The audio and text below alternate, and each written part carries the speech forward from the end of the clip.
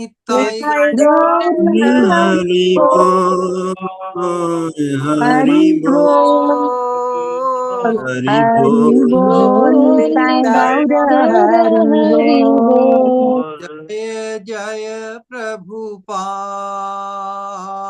प्रभुपाद प्रभुपाद श्रील प्रभुपाद जय जय प्रभुपाद प्रभुपाद प्रभुपाद जय श्रील प्रभुपाद। जय श्रीपाद श्रीपाद श्रीपाद श्रील श्रीपाद जय जय जय श्रीपाद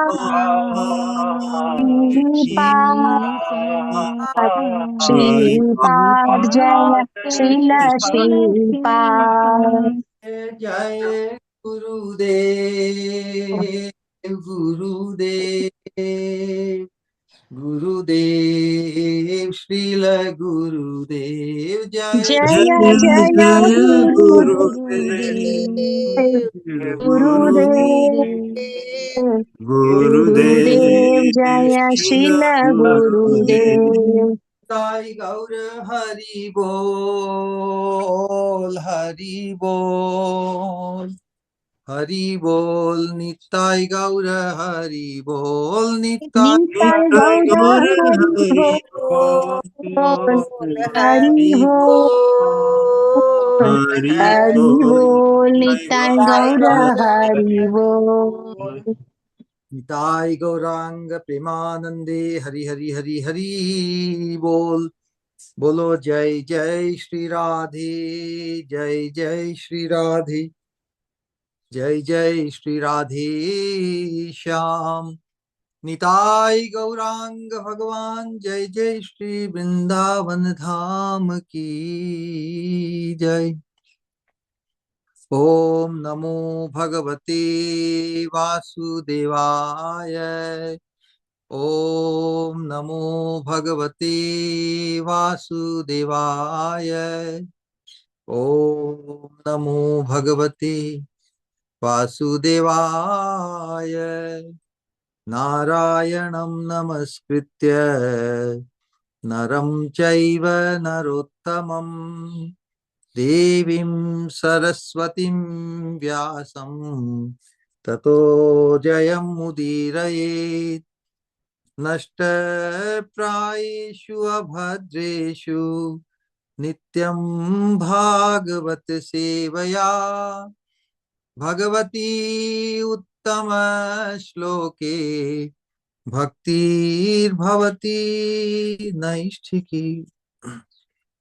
परम धर्म जो भागवत धर्म कहलाता है उसके अनुशीलन रूप इस दिव्य कार्यक्रम में आप सभी का स्वागत है।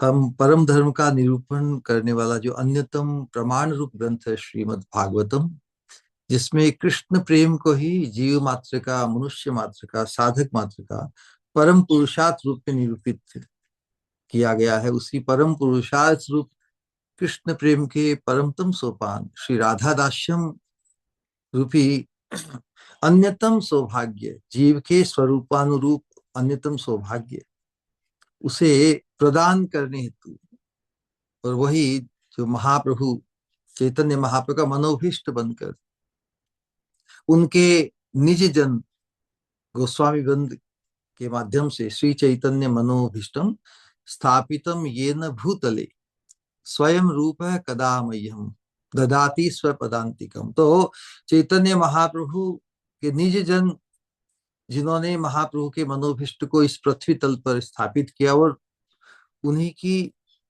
परंपरा, उन्हीं की शिक्षा और कृपा धारा रूपी परंपरा के माध्यम से ये महाप्रभु का मनोभीष्ट हमारे द्वारा भी व्यक्तिगत रूप से और सामूहिक रूप से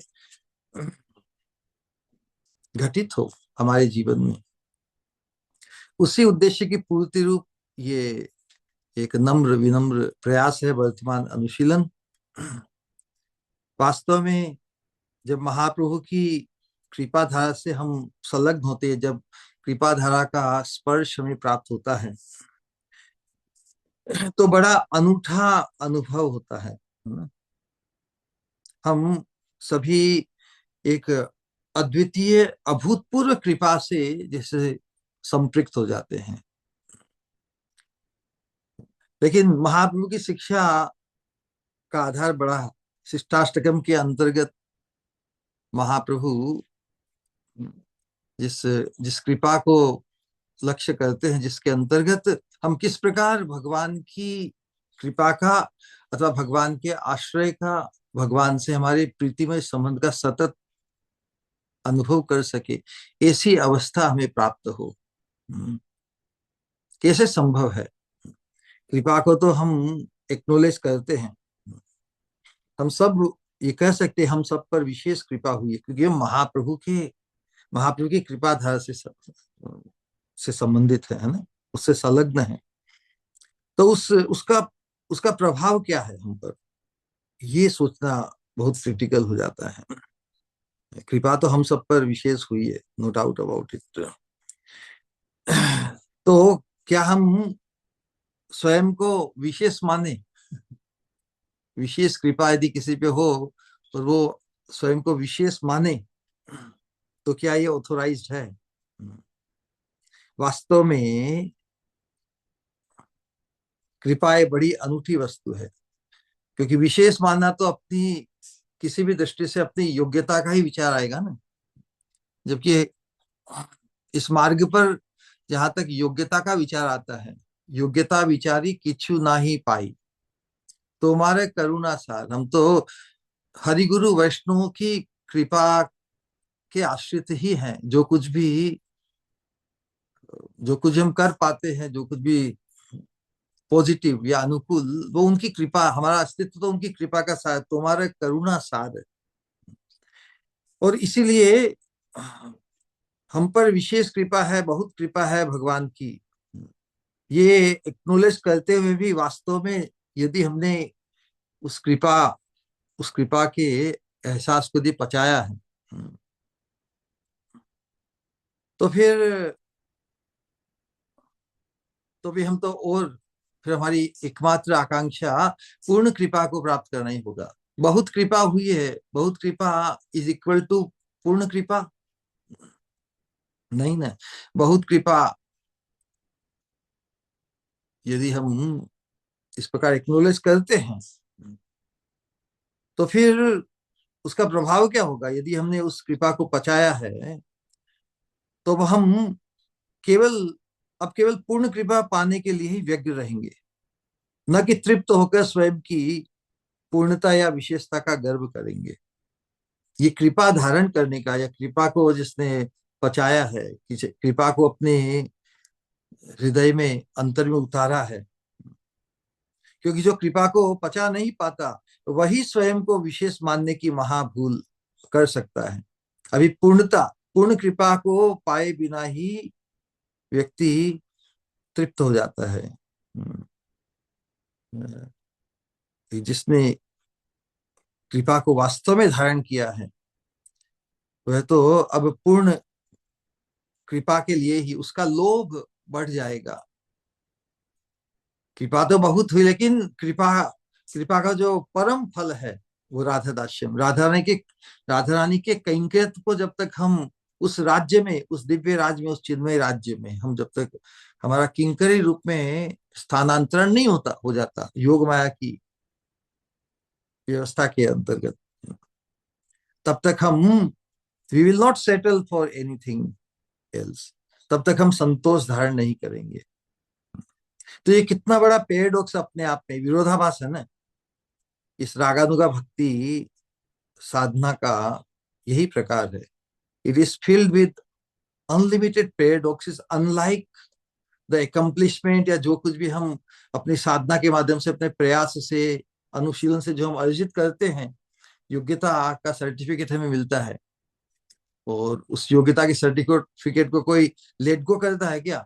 हम किसी भी विशेष व्यक्ति के जाएं, उसके सामने, उसके दीवार पे ही उसकी सर्टिफाइड क्वालिफिकेशन को दिखाया जाता है। यही जगत की रीति है। इसलिए रागानुगा भक्ति की जो रीति है, इसकी साधना, इसका प्रकार पैराडॉक्सिकल है।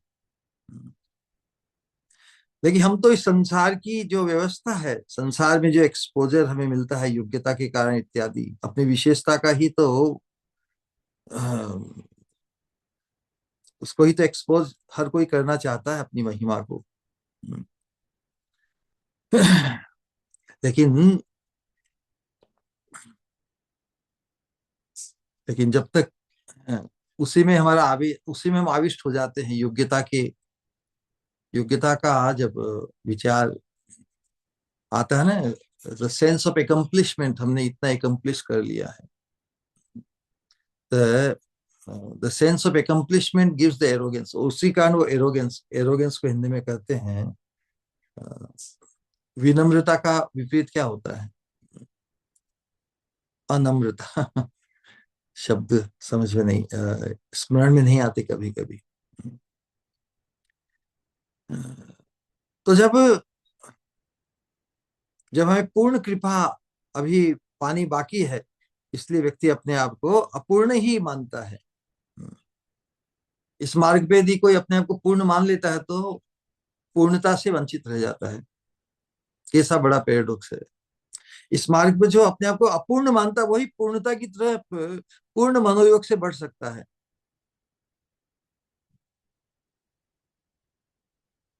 सही बात नहीं? तो उसी अवस्था में फिर वह यथार्थ क्रंदन कर सकता है और पूर्ण आत्मसमर्पण को उपलब्ध होता है। क्रंदनम यदि जानासी, क्रंदन व्यक्ति किस अवस्था में करता है?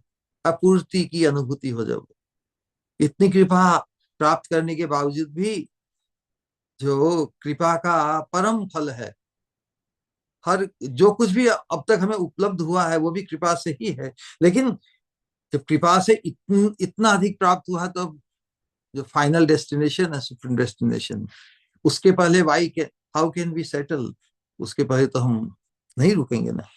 इसलिए जब कृपा से ही बाकी परिणाम, परम परिणाम पाना है, तो उस अवस्था में फिर हम और कोई साधन नहीं देखकर क्रंदन ही करेंगे। और ये मार्ग क्रंदन का ही है। जिसने क्रंदन करना नहीं सीखा, क्रंदन करने का यथार्थ ढंग नहीं सीखा, वो कैसे जानेंगे कि जिन्होंने कृपा की है वो कृपा कृपा के सागर हैं। हमें उनकी परम कृपा को आकृष्ट करने की रीति सीख लेनी है। हम जो अवस्था है, कोई ऐसा सोचे हमने तो पा लिया सब कुछ, या उसके बदले हम पा जाएंगे, ऐसी ऐसा विश्वास, ऐसा अटूट विश्वास, ऐसी ऐसी आशा बंधता हमारे जीवन में होनी चाहिए कि इतनी कृपा हम पर हुई है, तब तो उस कृपा को भी पा जाएंगे।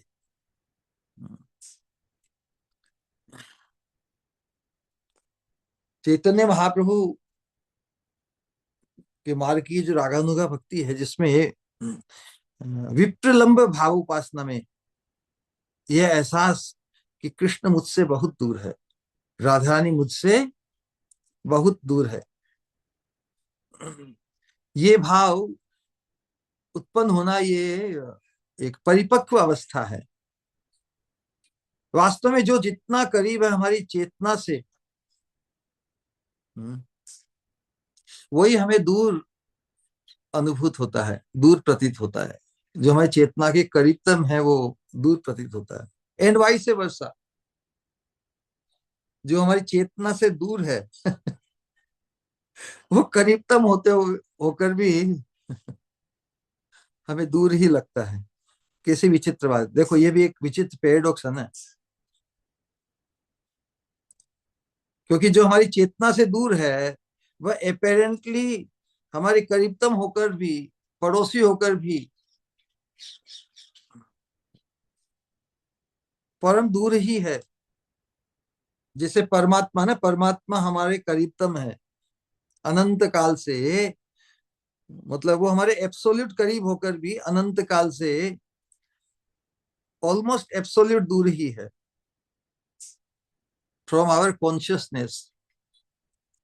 जिसे ढूंढ कर श्रुति कहती है कि यस्मिन प्राप्ते सर्वम एव सर्वम एवं प्राप्तम भवति, यस्मिन् विज्ञाते सर्वम एतद विज्ञातम भवति, जिसे जान जान लेने से सब कुछ जान लिया जाता है, जिसे प्राप्त करने से सब कुछ प्राप्त कर लिया जाता है, वे परमात्मा जो परम प्रयोजनीय है, परम लक्ष्य हमारे, वो हमारे हृदय के मतलब क्लोजेस्ट टू अस, लेकिन हमारी चेतना में उनका विचार नहीं है, तो वो कितने दूर ही है। हमारे हृदय में होकर भी, हृदय में क्या, कण कण में, सर्वत्र है, उनका हृदय में भी है। चेतो दर्पण माजिनम। तो जब ये जागृति होगी कि हमारे शाश्वत प्रीति के आस्पद भगवान या स्वामिनी राधा रानी परमात्मा रूप है, इस अवस्था में तो परमात्मा रूप में ही है, हमारी शाश्वत प्रीति के आस्पद भगवान ही हमारे करीबतम है, फिर हम उनसे दूर नहीं रह पाएंगे, बल्कि उन्हीं के हो जाएंगे। बहुत से मार्गों होता है कि हाँ, परमात्मा का चिंतन करते करते, सोहम शिवोहम करते करते हम वो ही हो जाएंगे। यदि कोई ऐसी धारणा करे कि हम वो ही हो जाएंगे, परमात्मा का ध्यान करते हम भी परमात्मा में लीन हो जाएंगे या परमात्मा ही बन जाएंगे, तो भी परमात्मा से बहुत दूर हो जाएंगे, है ना। क्यों हो जाएंगे? क्योंकि हम पुनः हमारे स्वरूप की विस्मृति हो जाएगी। स्वरूप की विस्मृति ही तो हमारे स्वरूप से दूरी है ना। विस्मृति ही तो सबसे बड़ा लॉस है। विस्मृति से बड़ा लॉस हो सकता है क्या? नहीं हो सकता। तो न तो हमें वो ही हो जाना है, और न ही हम दूर रहेंगे।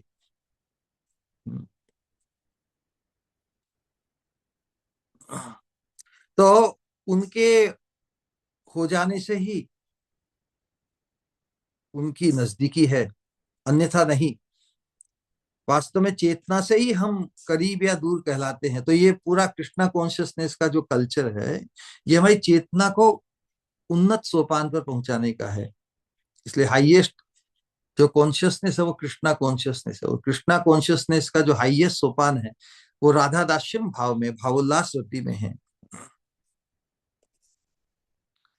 किस प्रकार उस कृपा को पाने के लिए जो जो भी अंतराल है, उससे हमें उपरामता पानी है, उससे हमें उनको लेट गो करना है। भगवान की प्राप्ति की सुदृढ़ संभावना को आशा बंध करते हैं ना, लेकिन उसे पाने में जो जो हमारी भगवत प्राप्ति की व्यग्रता या जो उसके आवेश को जो शिथिल करते हैं अथवा रोक लेते हैं, उन सबको बाधा समझकर हमें लेट गो करना है। भगवान की परम कृपा को आकृष्ट करने के लिए इतनी तैयारी चाहिए हमें। वास्तव में जिस चीज को हम लक्ष्य कर रहे हैं वो इतनी अद्भुत है, अफलातून है, वो सौभाग्य इतना गजब का है। उससे हम जब पर्याप्त परिचित होंगे, तब उसे पाने के लिए यदि हमें सर्वस्व न्यौछावर करना हो, तो भी हम तैयार हो जाएंगे। हमारा आत्मस्मरण पूर्णता की तब क्यों नहीं बढ़ता? क्योंकि हम अभी तक जिस चीज को हम लक्ष्य कर रहे हैं, राधा दास्यम को, उसकी गरिमा, उसका माधुर्य, उसका रोमांच, उस सौभाग्य उस सौभाग्य के प्रति हमारा पर्याप्त फैसिनेशन जागृत नहीं हुआ। थियोरेटिकली हम वी फील वेरी एनलाइटनिंग, लेकिन मुझे बस वो ही चाहिए और कुछ नहीं चाहिए। उसके लिए मैं सब कुछ न्यौछावर करने को तैयार हूं। और वर्तमान अवस्था में हमारे पास जो कुछ भी उपलब्ध है संसार की दृष्टिकोण से, वो नगण्य है उसके सामने। तो इस नगण्य अवस्था में जब तक हम हमारी अचीवमेंट्स को, हमारी कीर्ति, प्रतिष्ठा, धन, वैभव इत्यादि को इतना अधिक नहीं माने, उसी अवस्था में हम हमारे लिए न्यौछावर इजी रहेगा। यदि बहुत अधिक धन, बहुत अधिक विद्या, बहुत अधिक प्रतिष्ठा, पूजा, संसार की यदि हम प्राप्त कर लें, उस अवस्था में उसको न्यौछावर करना बड़ा मुश्किल होगा।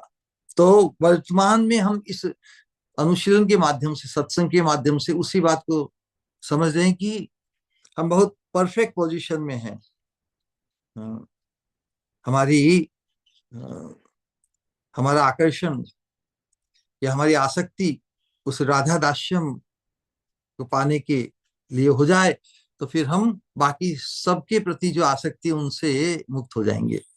न प्रेमा श्रवणादि भक्तिरपि माम योगोऽथवा वैष्णवो ज्ञानं वा शुभ कर्म वा कियदहो सज्जातिरप्यस्ति वा हीनार्थाधिक साधके त्वयि तथापि अच्छेद्य मूला सती हे गोपी जन वल्लभ व्यथयति हा मदाशैव माम्। सनातन गोस्वामी के उद्गार कितने गजब के हैं। इनके प्रति रूप गोस्वामी भी आकृष्ट हुए और रूप गोस्वामी ने भक्ति रसामृत सिंधु में आशाबद्धता, जो भक्ति के जो लक्षण हैं, भाव भक्ति के, आशाबंध समुत्कंठा नाम गाने सदा रुचि आसक्ति स्तद गुणा खाने प्रीति स्तद वसति स्थल, इस प्रकार जो शांतिर अव्यर्थ कालत्व विरक्तिर्मान शून्यता आशाबंध, आशाबंधता का उदाहरण भगवान से ऐसी आशाबंधी है कि बाकी सब आशाएं निरस्त हो जाए। हम आशाओं से ही तो बंधे ना संसार में, बहुत चीजों की आशा को, अपने धन की आशा, अपने जन की आशा, अपनी प्रतिष्ठा वैभव इत्यादि की आशा। तो भगवान की परम कृपा को लाभ करने के उद्देश्य से वे कहते हैं मुझ में प्रेम नहीं है, न प्रेमा श्रवणादि भक्ति रपिमाम, और प्रेम प्राप्ति का कारण जो श्रवण कीर्तन आदि भक्ति है वो भी मुझ में नहीं है। न प्रेमा श्रवणादि भक्ति रपिमाम योगो थवा वैष्णवो, श्रवण कीर्तन आदि भक्ति, धारणा ध्यान आदि जो वैष्णव योग अनुष्ठान है उनसे भी मैं रहित हूं, या ब्रह्मनिष्ठ ज्ञान तथा धर्म इत्यादि के अंतर्गत वर्णाश्रम आचरण आदि कोई शुभ कर्म भी मुझ में नहीं है, सभी चीजों से संपन्न है। बहुत उन्नत अवस्था को ये गोस्वामी गण प्राप्त है, लेकिन इनसे वो वास्ता नहीं रखना चाहते, इनके साथ आइडेंटिफाइड नहीं होना चाहते कि हम ये हैं वो हैं। सब कुछ होते हुए भी वो सबको लेट गो कर रहे हैं, लेट गो कर रहे हैं कि शुभ कर्म भी मुझ में नहीं है, अधिक क्या कहूं, साधनों का हेतु अच्छी श्रेष्ठ जाति भी नहीं, बोलो शुद्ध श्रेष्ठ ब्राह्मण कुल में उत्पन्न होते हुए भी वो कह रहे हैं किस बहाने कि यवनों की नौकरी की। हुसैन राजा के राज्य में वो सनातन गोस्वामी तो थे प्राइम मिनिस्टर, तो रूप गोस्वामी थे अन्य मिनिस्टर, जो भी इतने ऊंचे पद को प्राप्त करके ही के कारण अपने आप को दूषित मानते हैं, तो क्या श्रेष्ठ जाति कुलादि भी मेरे नहीं है। हीनार्थाधिक साधके, हीनार्थ, हीनार्थ के दो अर्थ होते हैं, हीन मतलब निम्न, अर्थ मतलब लाभ या इच्छा। तो हीनार्थ क्या, हीनार्थाधिक साधके, निज सुखेच्छा,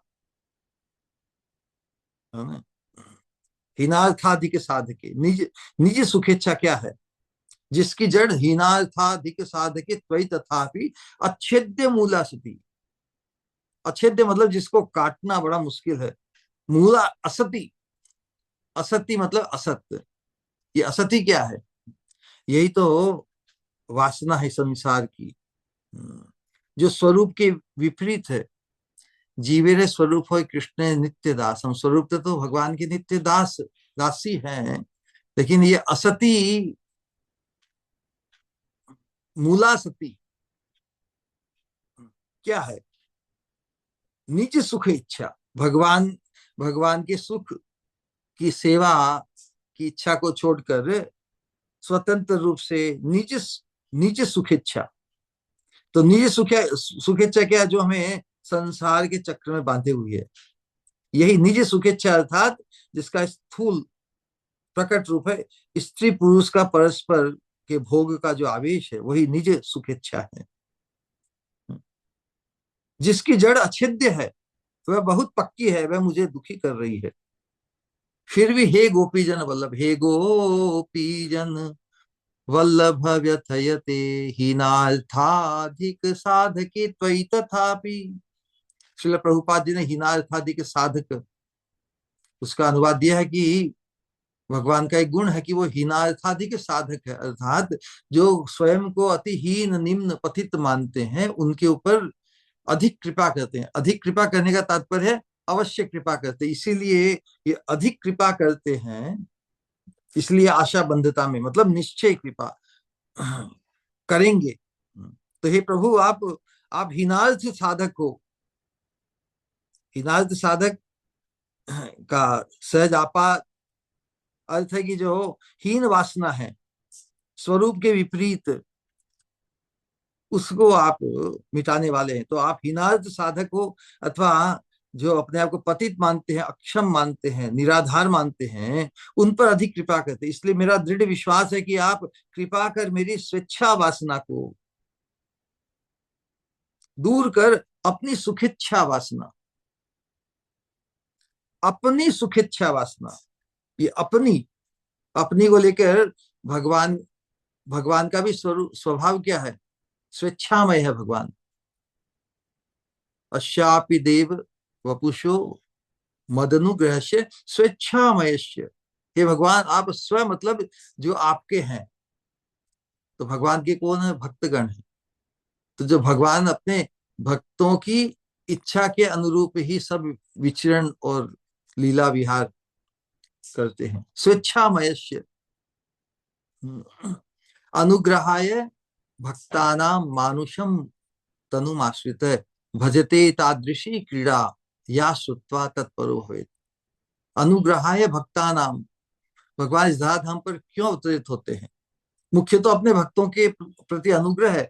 भक्त शुद्ध भक्ति भाव से भगवान के दर्शन और भगवान से मिलना चाहते हैं। भगवान उन अपने भक्तों पर अनुग्रह करने के लिए ही अनुग्रहाय भक्तानाम मानुषिम तनुमाश्रित है। मनुष्य अपने मानवीय निज रूप की, स्वरूप है भगवान का मानवीय रूप है, वो स्व कहलाते हैं अपने। तो अपने को नहीं, अपने भक्तों की इच्छा पूर्ति हेतु ही भगवान अवतरित होते हैं। वो इस प्रकार की क्रीड़ा करते हैं, भजती तादृशी क्रीड़ा या श्रुत्वा, जिन्हें सुनकर तत्परो भवे, हम उनके परायण हो जाएं। तो यहाँ पर यही है कि प्रभु अपनी अपनी सुखेच्छा वासना, अपनी मतलब अपने प्रियजनों की, भगवान का अपने लिए तो कुछ जीना ही नहीं, भगवान तो स्वेच्छामय है, अपने जनों की इच्छा की पूर्ति के लिए ही आते हैं। तो इसलिए स्व इसलिए कहा कि अपनी सुखेच्छा वासना पूर्ण करोगे ही, अर्थात भगवान की अपनी वासना क्या है? अपने भक्तों की, भगवान के भक्तों की वासना क्या है? भगवान की सेवा की प्राप्ति है ना, सेवा की वासना। तो अपनी सुखेच्छा वासना पूर्ण करोगे ही, और वो क्या है? अर्थात मुझे प्रेम सेवा प्रदान करोगे ही।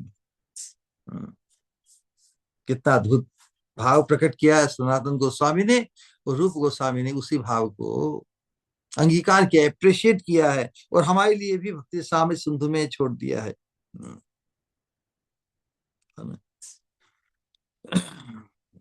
अपने सुख की वासना वस्तुतः हीन है, तुच्छ है। इसलिए भगवान करुणावश जीव की उस स्वसुख इच्छा को जो अछेद्य मूला है, बड़ी मुश्किल है, अनंत काल से हम उसी में जकड़े हुए हैं, उसी में अटके हुए हैं। उसे नष्ट करके भक्ति अर्थात कृष्ण सुखेच्छा को, भक्ति क्या है? कृष्ण की सुख की इच्छा करने का नाम ही भक्ति है। अन्याभिलाषिता शून्यम ज्ञान कर्मादि नावितम आनुकूल्येन कृष्णानुशीलनम भक्ति उत्तमा। तो जो भक्ति के विपरीत स्वसुख इच्छा है, जो बड़ी जटिल है, बहुत गहरी है, उसे जड़ मूल से उठाकर निकाल कर नष्ट करके भक्ति अर्थात कृष्ण की सुख इच्छा को उदित करने वाले हैं। इसलिए श्री भगवान को यहाँ हीनार्थाधिक साधक कहा गया है। हमारी उस प्रकार की मन स्थिति हो जाए, उसके प्रति यदि हमारा आकर्षण हो जाए, तो फिर ये जो वर्तमान अनुशीलन हम जो कर रहे हैं, इसमें हमारा द्रुत गति से हमारा जो आवेश है तीव्र गति को प्राप्त करेगा, और द्रुत गति से हम इस अनुशीलन से अपने गंतव्य की तरफ हमारी चेतना धावित होने लगेगी, और वही अभिष्ट है।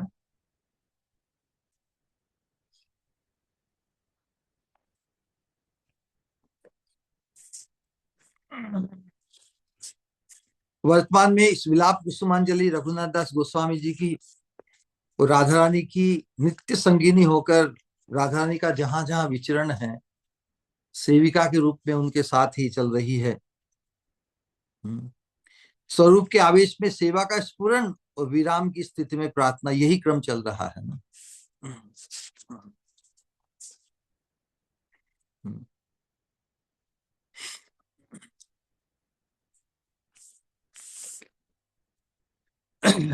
तो पिछले शेयरिंग में स्वामी ने अपनी सखी मंजरियों के साथ भगवान कृष्ण के रंधन के लिए, भोजन पकवान बनाने के लिए नंदीश्वर आई है, नंदीश्वर की शोभा का वर्णन, और उसमें फिर धनिष्ठा जो बड़ी आतुरता से इंतजार कर रही है, धनिष्ठा सखी जो कृष्ण की इच्छा पूर्ति में बिल्कुल संलग्न है, वो यशोदा की बड़ी ही अंतरंग है।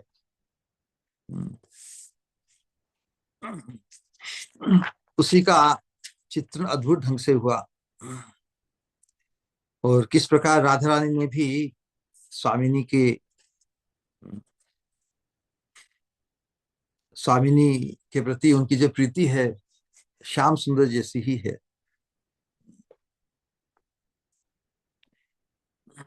तो ब्रज सुंदरियों के साथ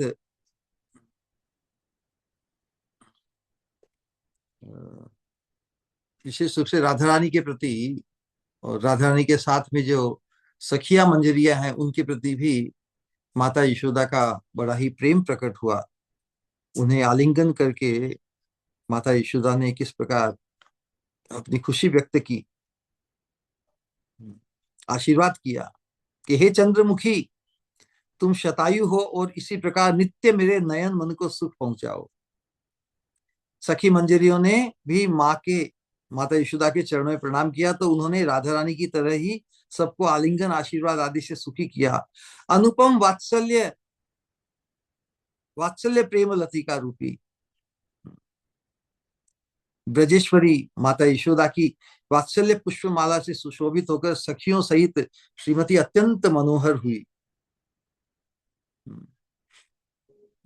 स्नेह विगलित चित्त माता यशोदा ने श्रीमती को उत्तम आसन पर बिठाकर किंचित मधुर कोमल मोदक आदि मंगाकर खाने के लिए अनुरोध किया।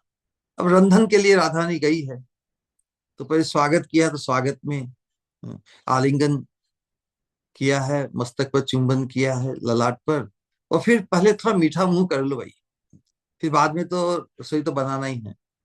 एक्चुअली पद्धति भी है बहुत से हमारे वैदिक ट्रेडिशन में, कि जो कुक होते हैं जो वो पूरा मतलब तृप्त होकर, पूरा पहले ही पेट भरकर तृप्त होकर बनाते हैं।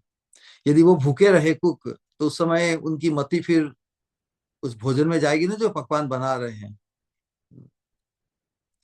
तभी तो भगवान तो अमनिया है, भगवान को भोग लगेगा पहला, बाद में ही दूसरों की मति जानी चाहिए। एक ही ट्रेडिशन की सहज स्मृति हुई कि जो पकवान बनाते हैं वो पहले अच्छी तरह से तृप्त होकर भोजन करके आते हैं, तो जिससे उनका ध्यान बस अब भगवान के भोग बनाने में ही रहे, न कि खुद की मति उन्हें खाने के लिए हो। तो किंचित मधुर कोमल मोदक आदि मंगाकर खाने के लिए अनुरोध किया तो स्वामिनी लज्जा से झुक गई। तब माता यशोदा धनिष्ठा को उन सब के भोजन का भार देकर अन्य कार्य से चली गई। भोजन के पश्चात माता यशोदा पुनः ही श्रीमती को रसोई में ले जाकर बोली, हे राधे, तुम साक्षात कमला स्वरूपिणी हो। तुम नित्य मेरे भवन पर कृपा दृष्टि डालती हो। इसी से मेरा भंडार अक्षय बना हुआ है। रंधन के लिए आवश्यक किसी भी द्रव्य का अभाव नहीं। जो चाहिए मांग लेना। यशोदा माँ की आज्ञा पाकर अपने प्रियतम के लिए रसोई करने के लिए श्रीमती राधा रानी उल्लासवती हो उठी और तभी इस स्फूर्ति में विराम आ गया। श्रीपाद प्रार्थना कर रहे हैं, इस रूप में तुम्हें कब देखूंगी। किस रूप में? इस रूप में माता यशोदा के द्वारा अनुमोदित होकर अपने प्रीतम के लिए बड़े उल्लास के साथ रंधन करने के लिए तुम तैयार हुई हो। वास्तव में इसी इसी भाव में मग्न रहते हुए, राधा कुंड के तट पर गिरते हुए, क्रंदन करते हुए, अपने ही अश्रुओं से स्वयं के वक्षस्थल को स्नान कराते हुए रघुनाथ दास गोस्वामी विराजमान हैं। और उसी स्फूर्ति में विराम पुनः प्रार्थना के माध्यम से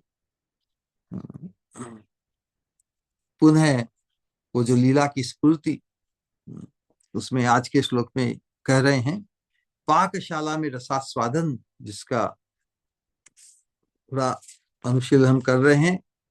प्रक्षाल्य पाद कमले कुशले प्रविष्टा नत्वा ब्रजेश महिषी प्रभृति गुरुस्ता हा कुर्वती रसवतीं रसभाक् कदा त्वं सम्मज्जयिष्यसि तरां सुख सागरे माम्। प्रक्षाल्य पाद कमले कुशले प्रविष्टा। राधा रानी पाक बनाने के लिए पाकशाला में प्रवेश करेगी। किस प्रकार? पैर धोकर। हे पाक कर्म निपुणे राधे। राधा रानी को संबोधन रघुनाथ दास गोस्वामी का क्या है? मतलब रति मंजरी या रस मंजरी या तुलसी मंजरी, इनके 2-3 नामों का जिक्र होता है। हे पाक कर्म निपुणे श्री राधे, हाय तुम पैर धोकर नत्वा ब्रजेश महिषी प्रभृति उत्पास। पैर धोकर क्या करेगी? जाने के पहले प्रणाम करेगी माता यशोदा को और गुरुवर्ग को, ब्रजेश्वरी आदि गुरुवर्ग को प्रणाम कर रंधनशाला में प्रवेश कर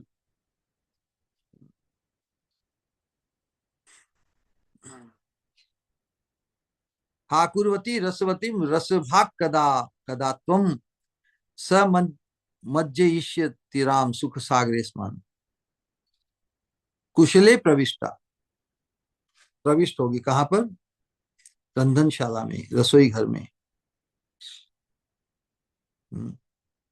रंधालये प्रविष्टा सती। रंधनशाला में प्रवेश कर रसोई करते हुए और क्या हरकत करेगी? राधा रानी के चिंतन में तो 24/7 किनका चिंतन है? अब श्याम सुंदर के घर में ही आ गई है, माता के द्वारा अनुमोदित होकर सभी व्यवस्था के बनाने में, लेकिन जिनके लिए बनाने जा रही है मुख्य रूप से, उनका चिंतन तो है ना। तो शायद रंधनशाला में प्रवेश करते हुए भी श्याम सुंदर को ही शायद उनकी कटाक्ष श्याम सुंदर के प्रति ही उनका ध्यान भी होगा।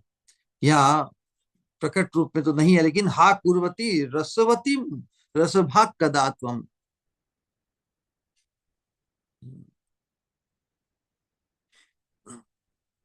रसवती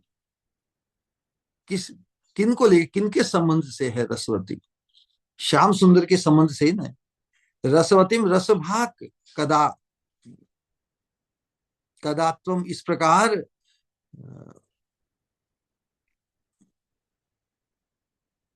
तो यो रसवती अवस्था क्या हो सकती है उस अवस्था में? तो उत्प्रेक्षा की है कि स्वामिनी के अ, मतलब रसोई रंधनशाला में प्रवेश कर रसोई कर श्री कृष्ण के प्रति कटाक्षपात करते करते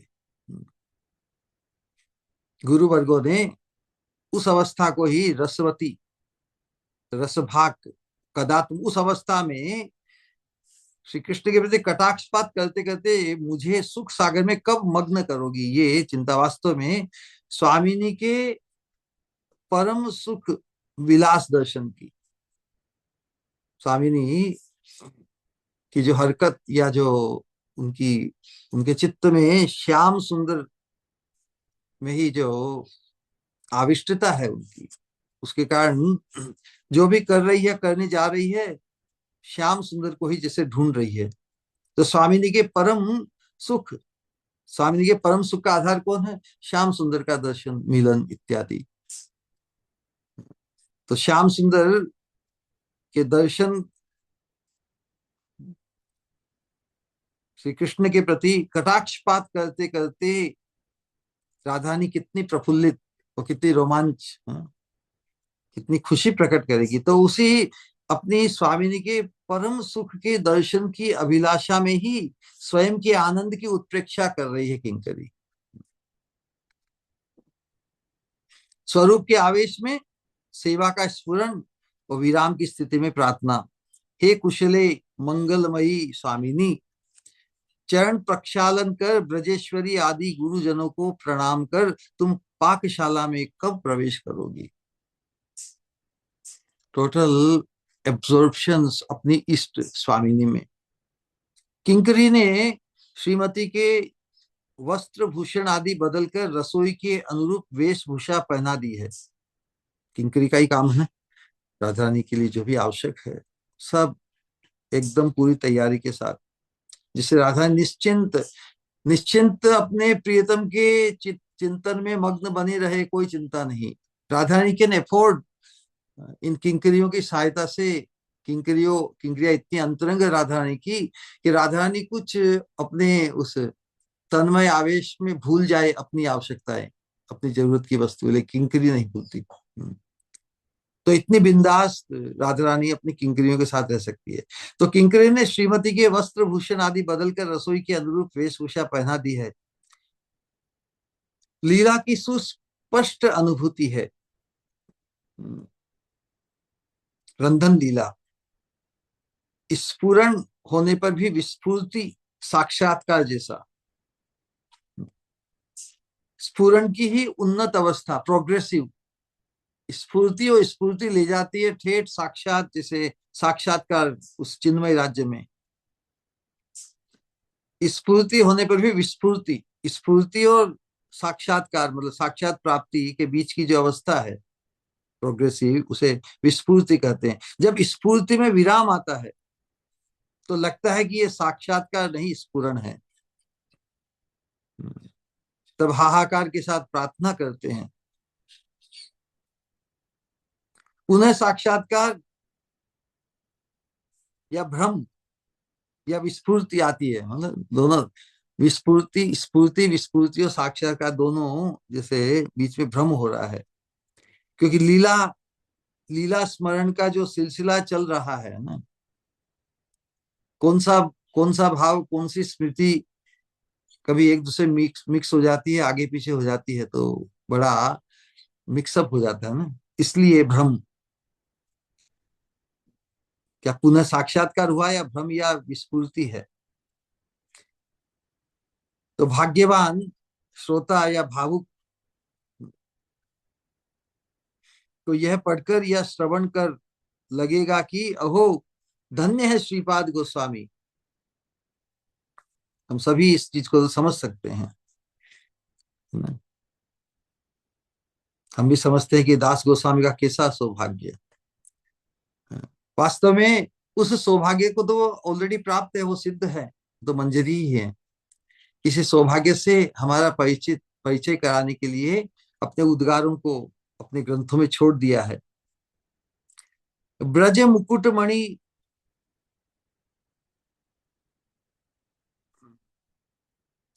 ब्रज मुकुटमणि श्री कुंड पर पढ़कर देहिकादि के अभिनिवेश से रहित हो, है ना। रघुनाथ दास गोस्वामी के बारे में बोल रहे हैं कि धन्य है श्रीपाद दास गोस्वामी, वो ब्रज मुकुटमणि क्या है, श्री कुंड राधा कुंड तट पर पढ़कर अपने देह और देह से संबंधित के आवेश से रहित हो, अखंड स्वरूपावेश में रात दिन मिलन विरह के महा उच्छ्वास से भरी अपूर्व युगल माधुरी आस्वादन करने का कैसा सौभाग्य प्राप्त किया है। उनकी करुणा से क्या कभी मुझे भाव सिंधु की एक बूंदी प्राप्त होगी? उनकी करुणा से, उनकी करुणा को आकृष्ट करने के लिए ही उनके भावों का हम कीर्तन कर रहे हैं, उनके भावों का हम गुणगान कर रहे हैं, उनके भावों का अनुशीलन कर रहे हैं। उनके भावों का अनुशीलन ही तो उनका गुणगान है।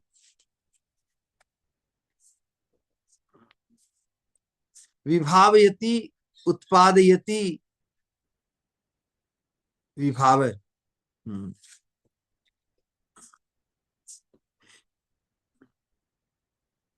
वास्तव में राधा कृष्ण की निकुंज लीला और राधा राधा कृष्ण के अष्टकाली लीला के अंतर्गत जो जो भी लीलाएं घटित हो रही है, किंकरी नित्य साक्षी है।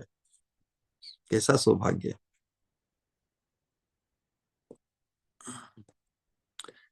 विभाव सहृदय सामाजिक सहृदय साधक या श्रोता के भक्ति वासना में डूबे भाव को जगा देता है। यहाँ पे क्या करे, विभाव क्या है? जो रति आस्वादन के कारण है। भाव, अनुभाव, विभाव सब कुछ वर्णन भक्ति साम सिद्ध में आता है। तो विभाव, विभाव क्या है? जो रति आस्वादन के कारण है। रति आस्वादन के कारण कौन है? रति आस्वादन के कारण मुख्य रूप से कौन है?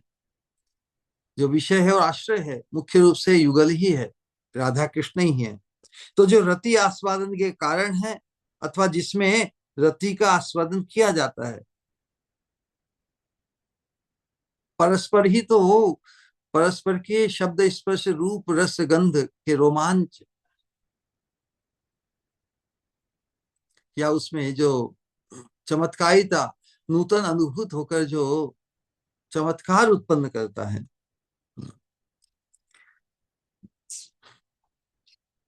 तो विभाव अर्थात राधा कृष्ण। विभाव के बारे में सहृदय जो साधक है, भक्ति वासना में, मतलब राधा कृष्ण की ये जो अष्टकाली लीला, जो परस्पर का जो मिलन, ये भक्ति वासना में डूबने के भाव को जगा देता है ना। यही कर रहे हैं कि विभावयति उत्पादयति, इन्हीं विभाव है। जिस प्रकार राधा कृष्ण के परस्पर मिलन में या परस्पर वो एक दूसरे में एक दूसरे को डुबो देते हैं ना, उसी प्रकार उनका चिंतन करके साधक भी उनके भक्ति रस में डूबेगा। श्रीपाद दास गोस्वामी साधक के या श्रोता के भाव को ठीक ठीक उत्पादन नहीं कर रहे हैं, क्योंकि उत्पादन तो मुख्य रूप से परस्पर राधा कृष्ण परस्पर के भाव को ही बढ़ा रहे हैं। किंतु साधक के लिए उनकी सेवा की जो वासना है, वासना के रूप में स्थित भाव को, वासना के रूप में मतलब वासना बीज रूप है ना, उस बीज को प्रस्फुटित करना, अंकुरित करना है कि नहीं। तो दास गोस्वामी पाद के जो विलाप कुसुमांजलि जैसे उद्गार हैं, ये हमारी युगल की सेवा की वासना सेवा की वासना के रूप में स्थित बीज में जल सिंचन की तरह अंकुरित अथवा अंकुर आविर्भाव के योग्य कर रहे हैं। रघुनाथ दास गोस्वामी तो राधा कृष्ण के चिंतन में बिल्कुल संलग्न डूबे हुए हैं, लेकिन उनकी इस प्रकार की अवस्था, उनके उद्गार और उनके आचरण को श्रवण करके हमारे हृदय में भी जो सुप्त वासना है, जो हमारी आत्मा की है, आत्मा की जो रति के आस्पद श्री राधा कृष्ण युगल है, तो जो राधा कृष्ण युगल की सेवा जो वासना है, जो बीज रूप में है, उस बीज में जल सिंचन की तरह काम आता है ये अनुशीलन। युगल की वासना रूपी बीज को अंकुरित अथवा अंकुर आविर्भाव के योग्य कर रहे हैं। समान भाव वाला हृदय, जिस भाव में प्रतिष्ठित दास गोस्वामी है मंजरी भाव में ना, तो उनके समान भाव वाला सहृदय साधक दास गोस्वामी की बात जितनी पढ़ेगा या सुनेगा, उतना ही उस जाति का अंकुर क्रमशः पुष्ट होगा हमारे हृदय में भी। उनके हृदय में जिस भाव का उथल पुथल, जिस भाव में वो ओतप्रोत है, उसी भाव की स्प्रिया हम भी करें।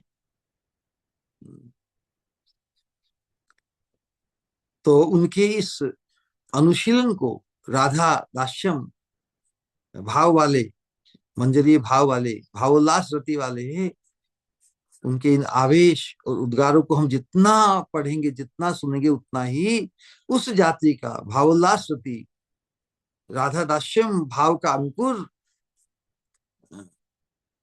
जो हमारी राधा कृष्ण युगल की सेवा वासना जो बीज है, वो अंकुरित होने लगेगा, उतना ही उस जाति का अंकुर क्रमशः पुष्ट होगा।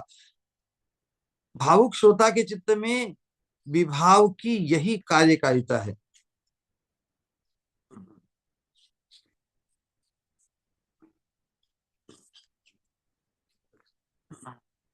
आसी दासी गण राधार चरण धोयालो शीतल नीरे, जो चित्रण किया है कितना अद्भुत है। आसी दासी गण राधार चरण धोयालो शीतल नीरे, राधा रानी दासियों के साथ आई है।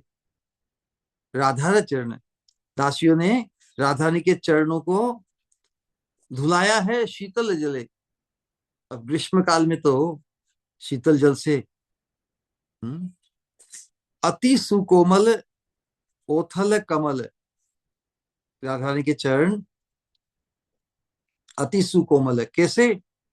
स्थल कमल,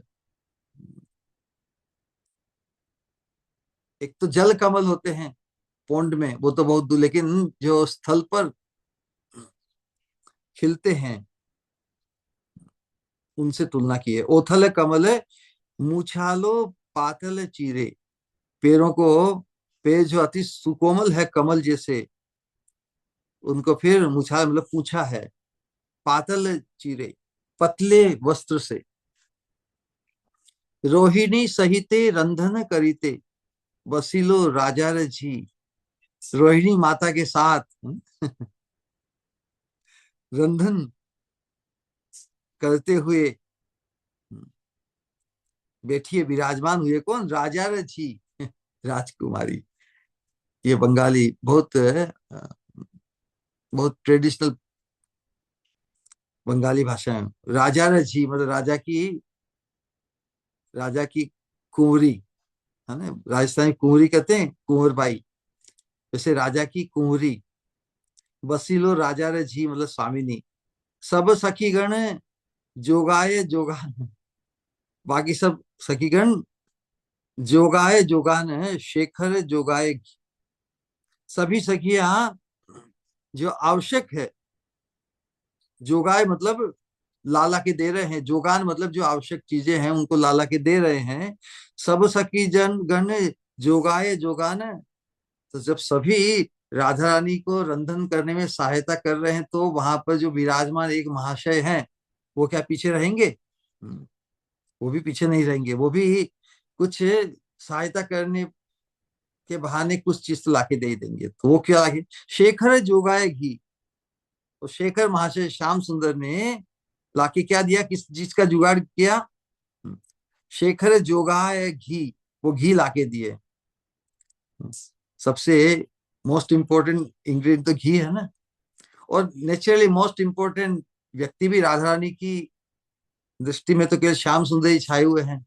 तो श्याम सुंदर से फिर श्रेष्ठ वस्तु को ही पाकर राधा रानी बहुत खुश हो रही है। रोहिणी देवी ने श्री राधा को कन्या की तरह स्नेह पूर्वक आशीर्वाद देकर कहा,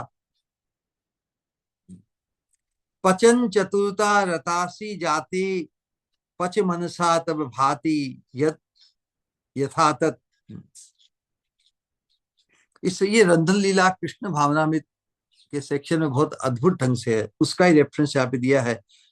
रोहिणी माता राधा रानी को कहती है, वत्से तुम रंधन कार्य में अति सुचतुर हो, तुम्हारे मन में जो आए उसी के अनुरूप पाप करो, तुम स्वतंत्र, किसी प्रकार संकोच या किसी प्रकार चिंता मत करो। यह सुनकर स्वामी लज्जा से झुक गई। तो रोहिणी देवी ने उन्हें बड़े प्यार से चूल्हे के पास रखी शुभ्र वस्त्र से, सफेद वस्त्र से ढकी स्वर्ण चौकी पर बैठाया है, मेन मेन कुक। और वहां पे क्या क्या व्यवस्था है कि अगर चीड़ देवदारू आदि सुगंधी काष्ठ से चूल्हा जल रहा है, क्या व्यवस्था है। सामने रंधन की विविध सामग्री सुसज्जित है, किंकरी प्रयोजन के अनुसार राधा रानी को सब ला ला कर दे रही है। ज्वलन कलन पात्र धारणोन्नति अवनति मूर्छन दर्वी चालनात्य, त्रिवली कुछ भुजाम से कंप चेलो चलन वशाद उदपादी यस्तदाश्याः। श्री राधा रंधन के लिए बैठ गई है स्वामिनी, तो चूल्हे के नीचे आग जल रही है कि नहीं, कभी यह देखती है, कभी पाक पात्र हाथ में लेती है, कभी उसे उठाती है, कभी यह देखकर कि पाक पूरा हो गया उसे चूल्हे से उतार कर रखती है, कभी छौंक लगाती है, तो कभी कलछी चलाती है, कलछी मतलब चम्मच। इन कार्यों में उनकी त्रिवली, ये त्रिवली देह की भंगिमा है। नाभि के ऊपर, नाभि के ऊपर जो पेट है, जब बैठे हैं तो वो उसमें जो तीन तीन लाइन आती है ना, नाभि के ऊपर के तीन बल, पेट के तीन बल दिखाई देते हैं, उनके ऊपर कुछ युगल, उनके ऊपर भुजाएं, कंधे, सभी घन घन कांपने लगे। राधा रानी इतनी के रसोई में सब चीजों को संभाल कर उतारना, चढ़ाना, चौंक लगाना, सब कुछ तो राधा रानी स्वयं ही कर रही है ना। दूसरी सखियां मंजरियां सहायता कर रही है, लेकिन सब काम तो उन्हें ही करनी पड़ती है, और गर्मी गर्मी भी है जैसा कि। तो इन कार्यों में राधा रानी की जो अंग की, अपने शरीर की अवस्था, उसका वर्णन है। नाभि के ऊपर के तीन बल, कुछ युगल, भुजाएं, कंधे घन घन कांपने लगे, और वस्त्र के उच्छलन, सरकने उड़ने से उनकी अनिंद्य सुंदर, राधा रानी का पूरा अंग सौष्ठव परम सौंदर्य को प्राप्त है, उसमें अनिंद्य, निंदा के लिए कुछ है ही नहीं, कुछ भी दोष नहीं, उनकी अनिंद्य सुंदर रूप माधुरी रह रहकर उद्भासित होने लगी। तुलसी कहती है, तुम रसवती हो, पाकशाला को भी रसवती बनाकर मुझे सुख सागर में डुबाओगी। पाकशाला में रसास्वादन के लिए क्या है? पाकशाला में रसास्वादन के लिए क्या है? कृष्ण रसायन है, कृष्ण के लिए परम आस्वादनीय है। जो कुछ भी बन रहा है वो कृष्ण रसायन है। श्याम सुंदर उसी के लिए तैयार हो रहे हैं। स्नान वेशभूषा के पश्चात श्याम सुंदर अपने भजन कक्ष में राधा नाम और राधा मंत्र का जाप करते हैं। ये परम रहस्य है। वास्तव में माता पिता ने वो ट्रेनिंग नहीं दी है। माता पिता तो किसकी ट्रेनिंग देंगे? जो माता पिता के इष्ट होंगे उन्हीं की उपासना, उन्हीं का मंत्र जाप करने के लिए कहा जाएगा ना बच्चे संतान को। तो श्याम सुंदर को शिक्षा तो वही मिली है, नारायण मंत्र की उपासना, नारायण मंत्र का जाप। नारायण गोपाल कहाँ मानने वाले हैं। माता पिता ने अपने गोपाल को भागुरी मुनि से नारायण मंत्र दीक्षा दिलाई है। किस लिए? गोपाल के कल्याण और अरिष्ट नाश के लिए। माँ कहती है जा गोपाल, अनिष्ट नाश के लिए, कोई भी अनिष्ट सामने ना हो। गोपाल के कल्याण और अनिष्ट नाश के लिए माँ कहती है जा गोपाल, भजन कक्ष में इष्ट मंत्र जप ले। बाद में तो फिर तुम्हारे जो रसायन बन रहा है उसको आस्वादन करना ही है। तो श्री कृष्ण सोचते हैं, क्या सोचते हैं? मैं किसका मंत्र जपूंगा? अब नारायण को ही कोई बोले नारायण का जप करो, तो नारायण सुनेंगे क्या? कोई खुद के ही नाम का जप करेगा क्या? नहीं करेगा। जब तो इष्ट का किया जाता है, तो कृष्ण के तो इष्ट नारायण नहीं है, तो कृष्ण तो खुद ही नारायण है, तो नारायण अपने ही नाम का जप करेंगे क्या? नहीं करेंगे। तो कृष्ण सोचते मैं किसका मंत्र जपूंगा? माँ तो मुझे नारायण का जप करने बोल रही कि उन्हें मालूम नहीं कि वो मैं ही हूं खुद। तो मैं किसका मंत्र जपूंगा? आमा हईते गुणी बड़ो जगते असंभव, मुझसे गुणी, मुझसे श्रेष्ठ। श्रेष्ठ है वही तो इष्ट है। इष्ट का लिटरल मीनिंग है जो खुद से श्रेष्ठ है। हम इष्ट उसी को मानते हैं जिन्हें हम अपने से अति श्रेष्ठ मानते हैं। अति श्रेष्ठ माने बिना तो कोई इष्ट नहीं हो सकता ना किसी का। इसलिए भगवान बोलते हैं कि आमा है ते, मुझसे अधिक गुणी या बड़ा जगत में तो असंभव है। लेकिन मैं देखता हूँ एकली राधा ते तहा करी अनुभव। देखिए एकमात्र राधा रानी को ही मुझसे श्रेष्ठ में अनुभव करता हूँ। वाह रे वाह, क्या what a wonderful realisation of Krishna. वो राधा रानी को खुद से भी श्रेष्ठ अनुभव कर रहे हैं। अतएव वे स्वामिनी का भजन करते हैं। वे सभी समय के लिए उनकी अभिष्ट है।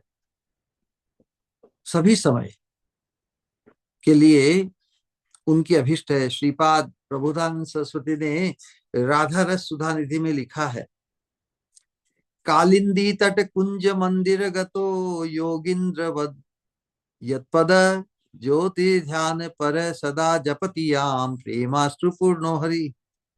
श्याम सुंदर की उस अवस्था का वर्णन कर रहे हैं कि यमुना तट स्थित कुंज मंदिर में योगेंद्र की तरह, श्रेष्ठ योगी की तरह श्री राधा रानी की पद नख ज्योति का ध्यान करते करते श्री हरि प्रेमाश्रुपूर्ण नेत्रों से सात्विक भाव से व्याकुल होकर राधा नाम जपते हैं। राधा नाम सुनते ही विवल हो जाते हैं। कहते हैं, क्या कहते हैं सखी? राधा नाम के बा सुनाई ले। किसी ने मुझे राधा नाम सुना दिया। राधा नाम किसने सुनाया? राधा नाम के बा सुनाई ले, सुनी मोर प्राण जुड़ाई ले। और उस राधा नाम को सुनकर मेरे प्राण प्रसन्न हो गए, आनंदित हो गए। किसने मुझे इस राधा नाम सुनाया है जिसे सुनकर मेरे प्राण प्रफुल्लित हो गए हैं?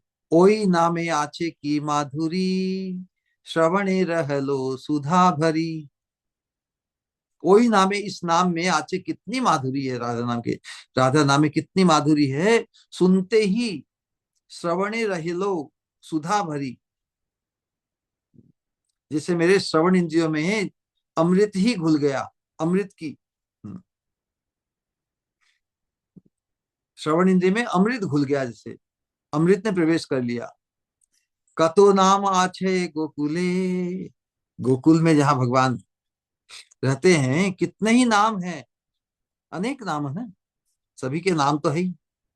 कतो नाम आछे गोकुले, हेनो हिया ना करे आकुल। लेकिन और कोई नाम तो मेरे हृदय को विचलित नहीं करता। आकुलित नहीं करता, विचलित नहीं करता। चिते नीति मूर्ति विकास, मेरे चित्त में स्वयं ही उस राधा नाम जिनका है उसकी मूर्ति स्थापित हो जाती है। चिते नीति मूर्ति विकास, अमिया सागर जिनवास, जैसे अमृत के सागर में ही मैं वास करने लगता हूँ। हर व्यक्ति अपने चित्त में ही तो जीता है ना। तो श्याम सुंदर के चित्त में स्वयं ही राधा रानी की मूर्ति, मतलब जिनका नाम राधा है वो मूर्ति आकर विकास प्रकाशित हो जाती है। तो ऐसा अनुभव होता है श्याम सुंदर को जैसे अमिया सागरी जनवास, है ना। हमारे चित्त में यदि हमारी अभीष्ट परम परम आकर्षणीय वस्तु यदि प्रकाशित हो जाए तो हम तो अपने चित्त में ही डूब जाएंगे। तो अमिया सागर, जैसे अमृत सागर में ही जैसा मेरा वास, ऐसा अनुभव करता हूं मैं। देखिते नयने लागे साध, ए यदुनंदन मन कांद। तो यदुनंदन मन में क्रंदन करते हुए कहते हैं कि देखिते नयने लागे साध, श्याम सुंदर के लिए कहते हैं कि देखते ही नयनों में नयने लागे साध। नयन, नयनों की सिद्धि किसमें है कि नयन जब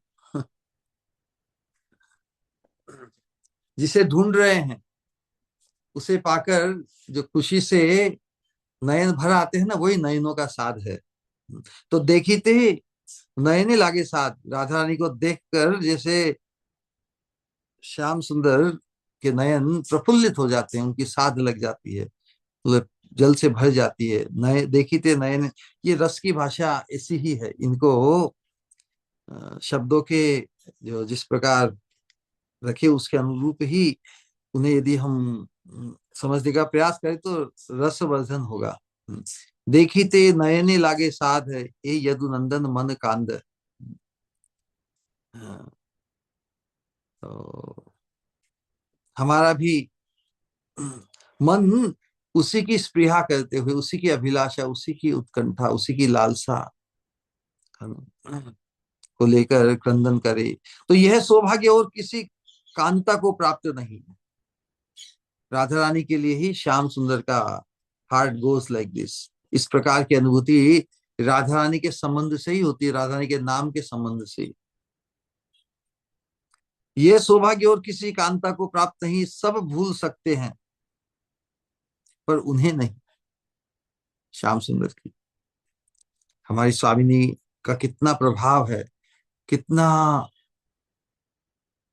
आधिपत्य है श्याम सुंदर के चित्त पर।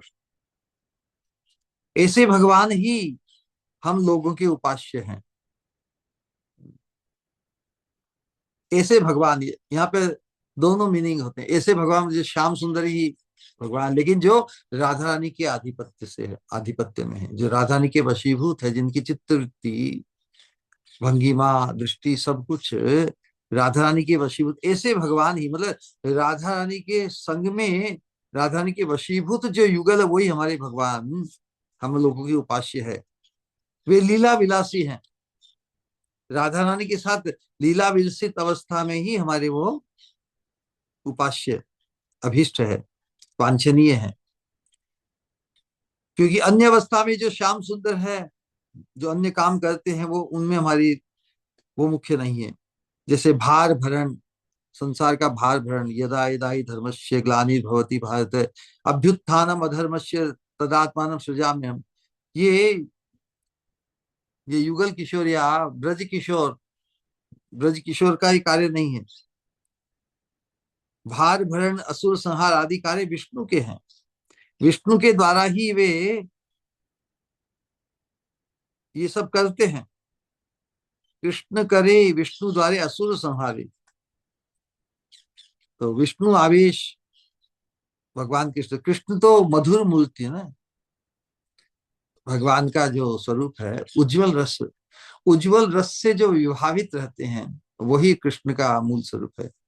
श्यामम एवं परम रूपम मधुपुरी वरम वरु मधुपुरी वरा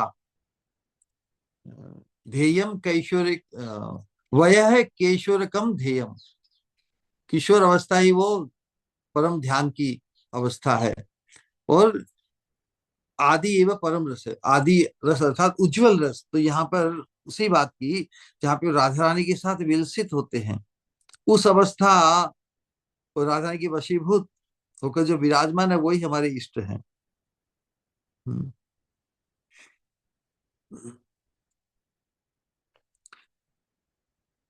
तो कृष्ण करते हैं विष्णु के माध्यम से, विष्णु के माध्यम से असुर संहार। जब भगवान कृष्ण का अवतरण होता है गोकुल में, तो सभी भगवत रूप उनमें उनमें प्रविष्ट हो जाते हैं। जो मूल रूप में भगवान कैसे हैं, ये है निश्चिंत, विदाउट वरिंग अबाउट एनीथिंग। धीर ललित कुंज कुंज में श्री राधा रानी के साथ विहार करने वाले, खेलते खेलते वृक्ष लताओं में प्रेम का संचार करते हैं, वंशी वादन से शुष्क वृक्ष को करते हैं मंजूरित पल्लवित, पत्थर गला देते हैं हम लोग विलास से बाहर कर। अपने उपास्य भगवान को नहीं देखेंगे। तो जो राधा रानी के अन्यों ने विलसे प्रेम रस आस्वादन करी, जो राधा रानी के साथ विलास परायण जो ठाकुर है, उनसे अलग उनका और जो कार्य है, विलास से बाहर कर अपने उपास्य भगवान को हम नहीं देखेंगे। वो और किसी के उपास्य होंगे। हमारे उपास्य तो राधा रानी के साथ जो विलसित है वही भगवान है। श्रीमन महाप्रभु गंभीरा में श्री स्वरूप दामोदर और रामानंद राय के गलों से लिपट कर रो रहे हैं। उनके भाव के अनुरूप श्री कृष्ण कर्णामृत, श्री गीत गोविंद के श्लोक या विद्यापति चंडीदास के पद गाने पर ही विरह तप्त प्राणों को शीतलता मिलती है।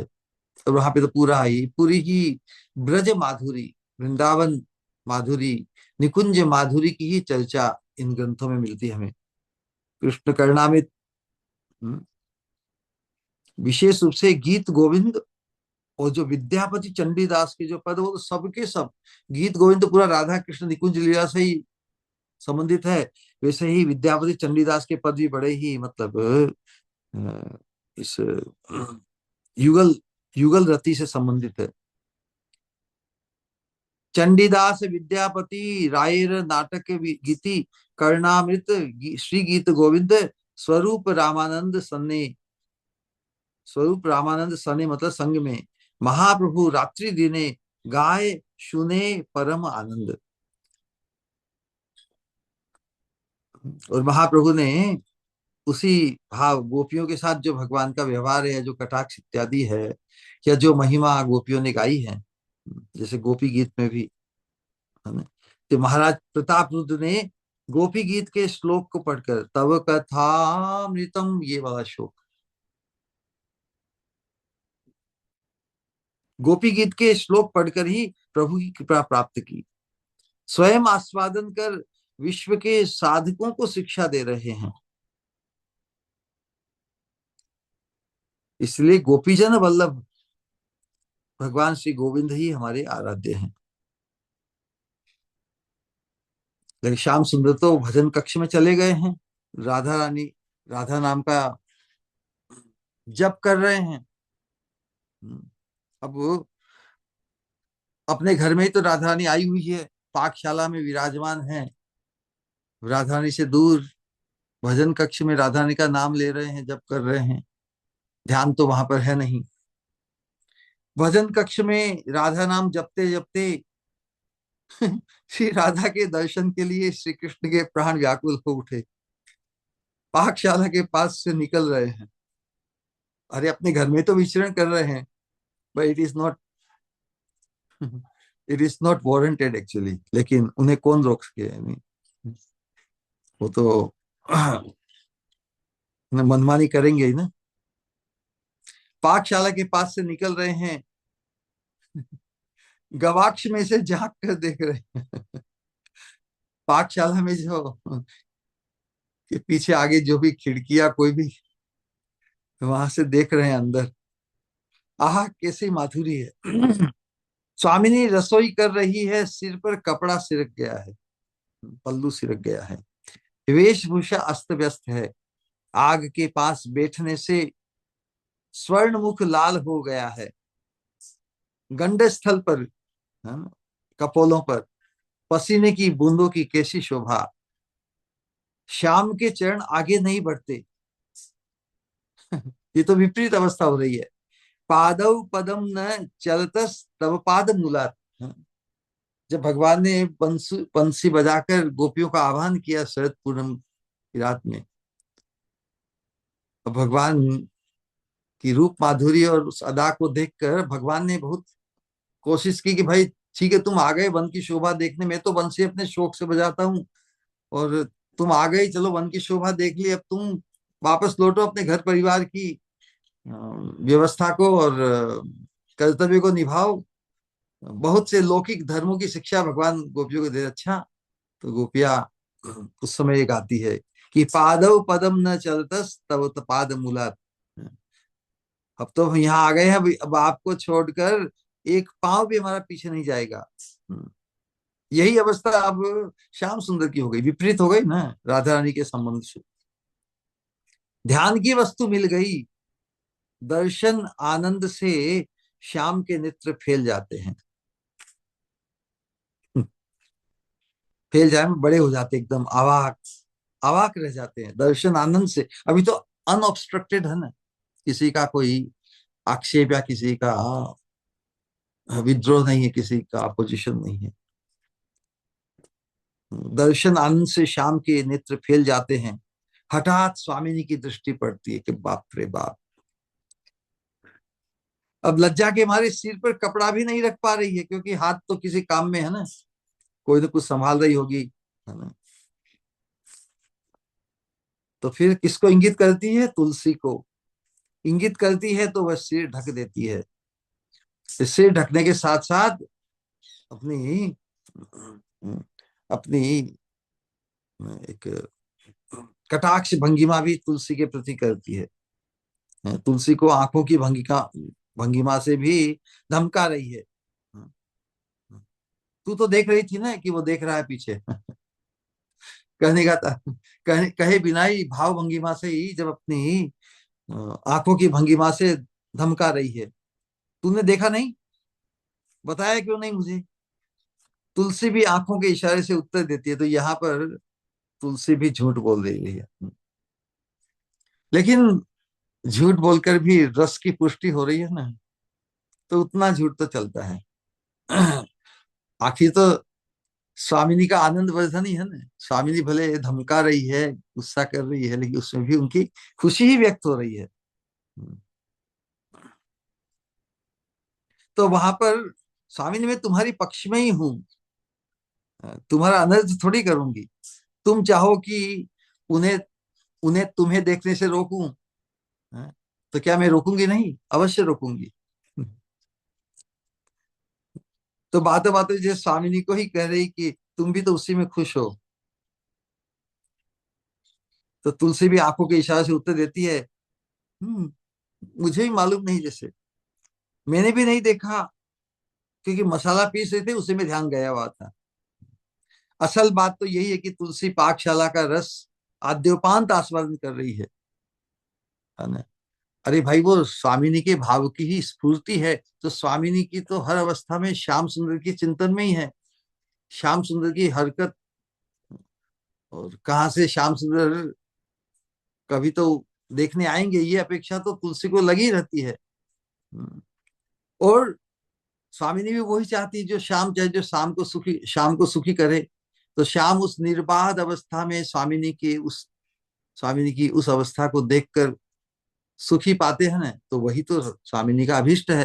तो जो स्वामिनी का अभिष्ट है, उसे उससे वंचित स्वामिनी को क्यों करेगी? स्वामिनी को ही इंगित करके कि देखो तुम्हें देख रहा है वो लंपट इत्यादि। तो स्वामी किंकरी ने तो वही काम किया जो राधा रानी का अभिष्ट है। तो असल बात क्या है? तुलसी पाकशाला का रस आद्योपांत आस्वादन कर रही है। नागरेंद्र की प्रार्थना पर राधानी तो अपने काम में मग्न थी, भले ही अंतर में श्याम सुंदर में मग्न हो, लेकिन काम में, काम की तरफ ध्यान दे रहा, दृष्टि पीछे से कोई देख रहा है। तो जो किंकरी है वो तो सामने देख रही है राधानी। तो किंकरी की आंखें मिल गई श्याम सुंदर से, तो नागरेंद्र की प्रार्थना पर श्रीमती को कुछ कहा नहीं। श्याम सुंदर कहे भाई देखने दो अभी। नयनों का नयनों से मिलन, पाकशाला रसवती, वहां भी रस प्लावन बाढ़ बढ़ी है, बाढ़ आ गई जैसे। आंखों ही आंखों स्वामिनी बता रही है श्याम सुंदर को, चलो बहुत हो गया अभी, this is not the right time. Rohini माँ भी यही है, इस समय जाओ। नागर कहाँ तृप्त है, वो तो कह रहे भाई तुम जाने को ही बोल रहे हैं, बस जाओ। जाना तो, जाने को क्यों अलाउड कर रही हो तुम, जाना तो अलाउड है नहीं। तो विनती करते हैं अभी जाऊंगा, लेकिन फिर वापस कब मिलेंगे, और दर्शन नहीं मिलेंगे। तो स्वामी ने इंगित करती है हाँ मिलेंगे। आंखों के इशारे पर नागर मुग्ध है, सोचते आहा मेरे लिए कितना परिश्रम कर रसोई कर रही है, आग के पास रहने से मुंह लाल हो गया है, पसीनों से भरा बदन दासी पोंछ रही है, दृष्टि विनिमय कितना मधुर है श्यामा श्याम का। तभी तो तुलसी के लिए ये पाकशाला रसवती है, जहां पे रसिक रसिक शेखर और रसवती का मधुर मिलन न हो, दृष्टिपात से ही भले, तो फिर पाकशाला कैसे रसवती हो सकती है। रसवती तो मूल में राधा रानी है, और रसिक शेखर है श्याम सुंदर। तो जिस स्थान पर रसवती या राधा रानी और श्याम सुंदर रसिक शेखर का मधुर मिलन हो, वो स्थान तो रसवती बन जाता है ना। तो स्फूर्ति में विराम आता है और प्रार्थना आरंभ होती है। वास्तव में बहुत बार जब ग्रीष्म काल अपने चरम पे होता है, तो बहुत गर्म हो जाती है ना रसोई घर। रसोई घर बहुत गर्म हो जाती है, तो फिर अंदर तो बहुत गर्मी हो जाएगी। तो उसके लिए फिर रंधन की अवस्था कहाँ हो जाती है, बाहर। ऐसा भी वर्णन आता है शास्त्रों में कि नंदगांव, नंदगिरी है, नंदगिरी के तलहटी में या नीचे क्या है, पावन सरोवर। पावन सरोवर है ना, पावन सरोवर, पावन सरोवर में भी आउटसाइड में, पावन सरोवर पर वृक्षों की छाया में, जिस पर बहुत बार गर्मी में हम पिकनिक बनाने या ऐसी ऐसी जगह पे जाते हैं जो बड़ा एकदम थोड़ा जलाशय हो, थोड़ी ठंडी, मतलब गर्मी वहां पर कम हो, और वृक्षों की छाया के नीचे वो पकवान की व्यवस्था की जाती है। तो उस अवस्था में भी फिर श्याम सुंदर टहलने के बहाने उधर ही चले आते हैं, पावन सरोवर के उस ओर, मतलब सामने बाजी के घाट पर श्याम सुंदर स्नान भी करते हैं। तो माता यशोदा भी स्वामिनी को पूर्ण वहां पे स्वतंत्रता देती है कि तुम आराम से अपनी सखी मंजियों के साथ में रंधन करो।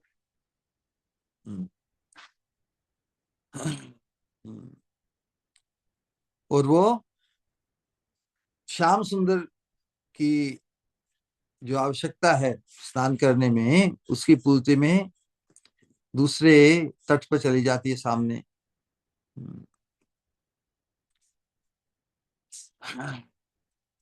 तो गर्मी के वस्त्र के खुले में राधा रानी भी जैसे का जो वर्णन आता है कि वो रेशमी गुलाबी रंग की साड़ी, उसमें भी गहरा जामुनी रंग का के बॉर्डर को लेकर पहनी हुई है, और मन में यही स्ट्रॉन्ग डिजायर है, इच्छा है कि भगवान के लिए, कृष्ण के लिए रंधन करे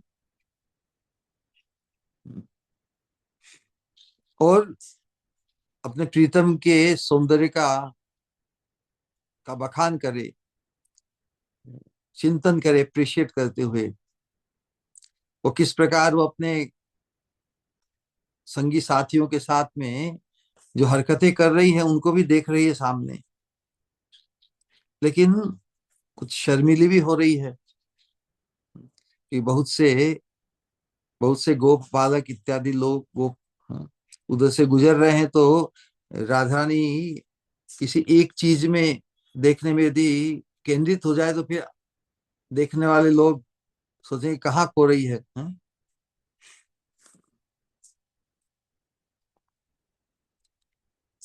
किसी तरह सामने से श्याम सुंदर की भी नजर राधा रानी पे पड़ जाती है, मतलब पड़ी हुई है, लेकिन दोनों की आंखें मिल जाती है। मधुर जो दृष्टिपात एक दूसरे का एक दूसरे पे होता है,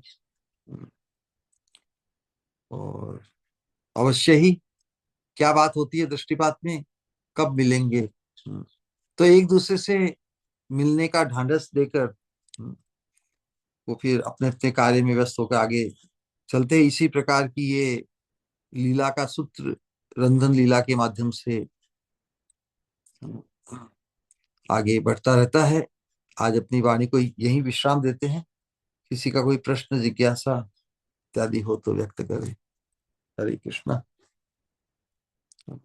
इसके बाद का जो हरे कृष्णा।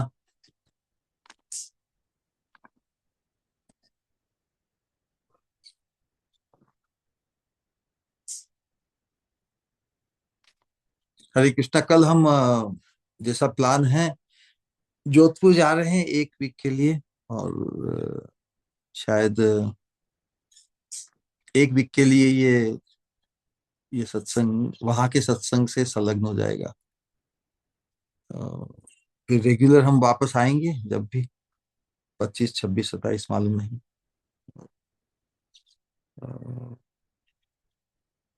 तो चालू करेंगे। हरे Krishna.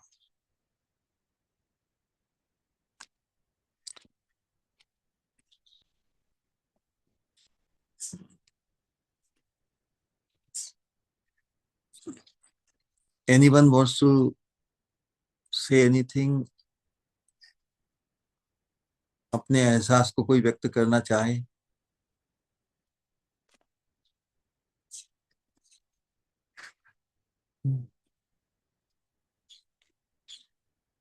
All right then.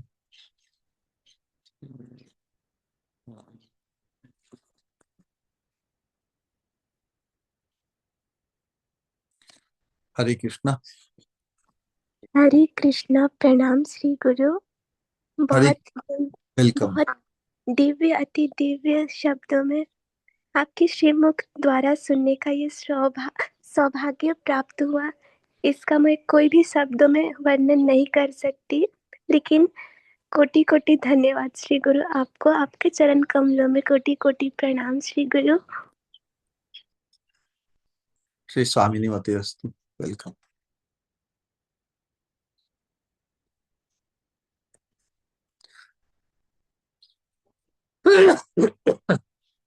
Excuse me.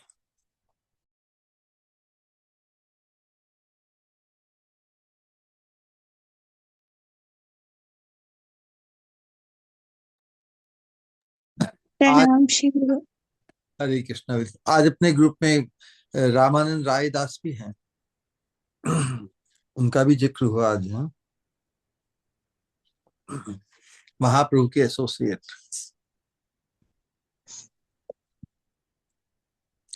Polite yes.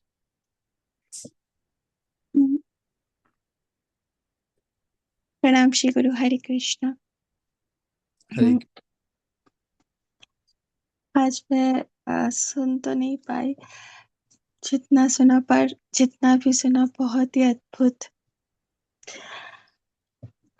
बस हमेशा ऐसा लगता है कि स्वामिनी के एहसास जो आप बिखेरते हो उसे बस सुनती ही रहूं, और जब नहीं सुन पाना होता है तो बहुत ही ज्यादा ग्लानि होती है। दिव्य वस्तु का लोभ बहुत दुर्लभ होता है, ऐसा कहते हो, ऐसा कहते हो आप। बस ऐसा लगता है जो लोभ, जो लालसा आप हृदय में देना चाहते हो वो इतनी ज्यादा इतनी ज्यादा हो जाए कि बस ये कहा कि जब उसके बिना रहा ना जाए।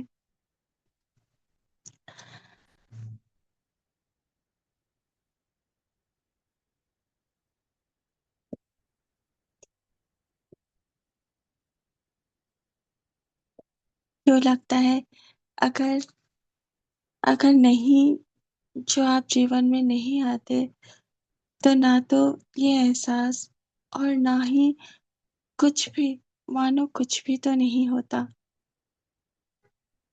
अगर यूं कहूँ, मैं कुछ भी नहीं थी, मैं कुछ भी नहीं थी, मैं कुछ भी नहीं हूँ, मिली जब से तुमसे ओ श्री गुरु मेरे, मुझको स्वामिनी मिल गई, मुझको जिंदगी मिल गई। बस यूं लगता है मुझको, बस यूं लगता है मुझको, तुम्हारी सेवा का अवसर मिल जाए, तुम्हारी सेवा का अवसर मिल जाए। परोक्ष स्वामिनी तो आ गई प्रत्यक्ष रूप में, तो प्रत्यक्ष स्वामिनी से दूर ना रहूं, उनकी सेवा से वंचित न रहूं। मैं कुछ भी नहीं थी, मैं कुछ भी नहीं हूँ, मिली जब से तुमसे ओ मेरे श्री गुरु, सब कुछ मानो मिल गया मुझको, कि स्वामिनी मिल गई मुझको। जो सौभाग्य, जो एहसास, उसका तो वर्णन मैं अपने शब्दों में कभी भी नहीं कर सकती, पर फिर भी अपनी नितांत अयोग्य प्रयास करती रहती हूँ। धन्यवाद शब्द इज नेवर एवर सफिशिएंट, पर फिर भी हर एक बात के लिए आपका कोटि कोटि धन्यवाद श्री गुरु। प्रणाम। हरे कृष्ण। हम सब 3 बार हरे कृष्ण महामंत्र का उच्चारण करेंगे हमारे प्रिय श्री गुरु के सम्मान में, प्रियता और पूज्यता के भाव के साथ। हरे हरे कृष्णा कृष्णा हरे कृष्णा कृष्णा कृष्णा कृष्ण हरे कृष्ण हरे हरे हरे हरे हरे राम राम हरे राम राम राम राम हरे राम हरे हरे हरे हरे श्री कृष्णा कृष्ण हरे कृष्ण कृष्णा कृष्ण हरे हरे हरे हरे हरे हरे राम राम हरे राम राम राम हरे हरे हरे कृष्णा हरे कृष्णा कृष्ण हरे कृष्ण हरे कृष्ण हरे हरे हरे राम हरे राम राम हरे राम राम हरे राम हरे राम हरे हरे राम हरे हरे राम राम राम हरे हरे। हरे हरे कृष्ण हरे हरे, हरे राम राम राम हरे हरे। हृदय से कहेंगे, हमारे प्रिय श्री गुरु परम पूज्य भक्ति स्वरूप गोविंद महाराज जी की जय। जय समावेत गौर भक्तबिंद की जय। निताई गौर जय। प्रेमानंदे। हरि हरि हरि बोल। हरे कृष्णा, प्रणाम श्री गुरु। हरे हरे कृष्णा, प्रणाम श्री गुरु। स्वामिनी हरे मती। कृष्णा, प्रणाम श्री गुरु। हरे श्री कृष्णा, गुरु, प्रणाम श्री गुरु। हमारे आनंद विग्रह सखी का एक सवाल है शायद। ओके। हरे कृष्णा श्री गुरु। अद्भुत सत्संग श्री गुरु और अद्भुत लालसा हरि ओर से श्री गुरु किसी भी तरह से निकुंज में सेवा करने की। और श्री गुरु साधना के अंतर्गत श्री गुरु एक प्रश्न है, जैसे कैसे हम समझे जो गायत्री मंत्र की दीक्षा दी जाती है उसकी महिमा और उन मंत्रों का उच्चारण करना, उनकी महिमा और क्या विशेषता और उपयोगिता श्री गुरु हमारे साधना क्रम के अंतर्गत। तो ये जो जो तीन तत्व है, संबंध, ज्ञान, अभिधेय, प्रयोजन। प्रयोजन को पुष्ट करने के लिए हमारे संबंध ज्ञान की स्मृति रहनी चाहिए। और संबंध अपना अपने वास्तविक परिचय में प्रतिष्ठित होकर ही तो व्यक्ति उस प्रयोजन को प्राप्त करने के लिए साधन करेगा। तो हमारा संबंध साधन काल में श्री गुरु से है, और फिर साधन काल में गौरांग से भी है, और राधा कृष्ण से भी, युगल से भी है। और स्वामिनी से तो अल्टीमेट है ही है। हमारी इस मंजरी भाव उपासना का प्रारंभ स्वामिनी से है, और इसकी जो परिणति है वो भी स्वामिनी है। तो आश्रय जो जो श्री गुरु पादाश्रय इस मार्ग में, वो भी स्वामिनी के चरणों का आश्रय है। स्वामिनी के चरणों के आश्रय से हमें परिचित होना है, उससे रोमांचित होना है, उस आनंद की अनुभूति करना है। तो आश्रय, उस आश्रय में ही हमारी गति है, परम गति है। जो मंत्र जाप है उसी भाव को पुष्ट करने वाले बहुत स्पेसिफिक और फोकस्ड है। मंजरी भाव की उपासना में जो भगवान की परिभाषा वो भी कैसी है, जो स्वामिनी के वशीभूत श्याम सुंदर है वही भगवान। उनके अतिरिक्त और अन्य अवस्था में जो है कृष्ण, वो हमारे अभिष्ट नहीं है। पार्थ सारथी के रूप में या अन्य रूप में, शंख चक्र गदा पद्मधारी, वो भी नहीं। बहुत स्पेसिफिक है। कृष्ण तो सब रस है, ले हम उस रस में इंटरेस्टेड है जिसमें श्याम सुंदर स्वयं जो रस रूप है वो इंटरेस्टेड है। श्याम सुंदर रस रूप है ना, उनमें सब इंटरेस्टेड है। वो रसो वैसा है, वो परम आस्वाद्य सबके लिए, जगत के लिए। लेकिन जिसके कारण वो रसिक शेखर है, जिस रस का आस्वादन श्याम सुंदर करते हैं, वो है राधा रानी के भाव की माधुरी। जिनके भाव की माधुरी को पाकर ही, जिनकी भाव की माधुरी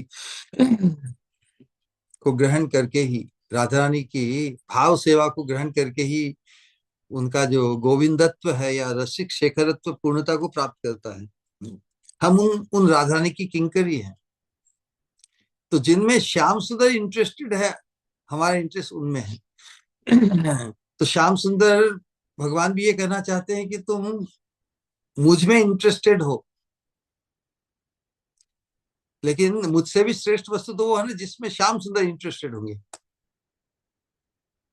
पूरा जगत, लोक और वेद में सब कृष्ण को ही लक्ष्य करते हैं, लेकिन कृष्ण राधा रानी को लक्ष्य करते हैं। और महाप्रभु के रूप में वो ये रहस्य का उद्घाटन करने आए हैं।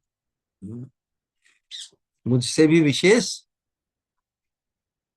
मुझसे भी परम लक्ष्य राधा रानी के चरणों का आश्रय है। तो हम जो भी मंत्र उपासना करते हैं गायत्री के अंतर्गत, उसी भाव की पुष्टि के लिए, हमें और किसी भाव को मिक्स नहीं करना है।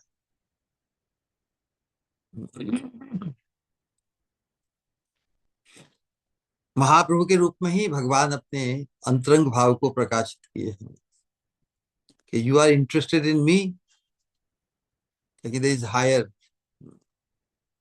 To become interested in the shelter of Radhani's lotus feet. मेरे चरणों के आश्रय में आके तो मैं तो अस्थिर हूं ना। भगवान तो एक जगह स्थिर नहीं रह सकते। तो भगवान ही जिन्हें पाना चाहते हैं उन स्वामिनी के सानिध्य तो जो भगवान के लिए भी अभिष्ट है राधा रानी का संग, उन राधा रानी की संगिनी बनने का सौभाग्य का उजागर भी उन्होंने किया। तो जो श्याम सुंदर की अभिष्ट को पूर्ण करे, उसमें जो सहायता करे, वो सौभाग्य महाप्रभु ने हमें उससे परिचित कराया। तो हमारी जो साधना है, हर अवस्था में हमें हमें बहुत स्पेसिफिक होना होगा, नहीं तो फिर भक्ति के मार्ग में तो अनेक रस है। वैकुंठ रस है, साकेत रस है, द्वारका रस है, इत्यादि बहुत से रस है, बहुत से भजन कीर्तन अन्य भाव के भी हैं, सखा भाव के, दास भाव के, वात्सल्य भाव के। ले हमारा फोकस जहाँ पर जिस जिस भाव में या जिस स्थान में, जिस लीला में, जिस हमारी स्वामिनी ही नहीं है, उसमें हम अधिक रस कैसे ले सकते हैं?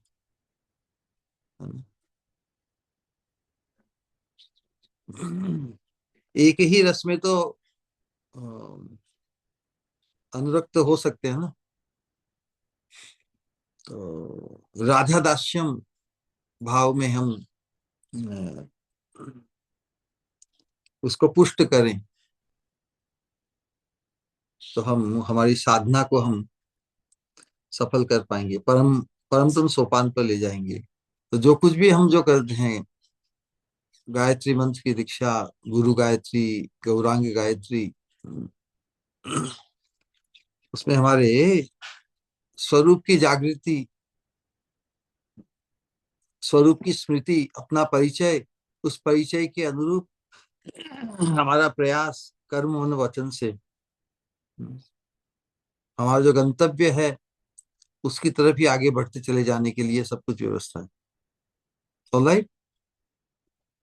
वैसे गायत्री मंत्र में भी काम गायत्री इत्यादि, इनका सबका स्पेसिफिक मीनिंग भी चैतन्य चरितामृत विस्तार से है।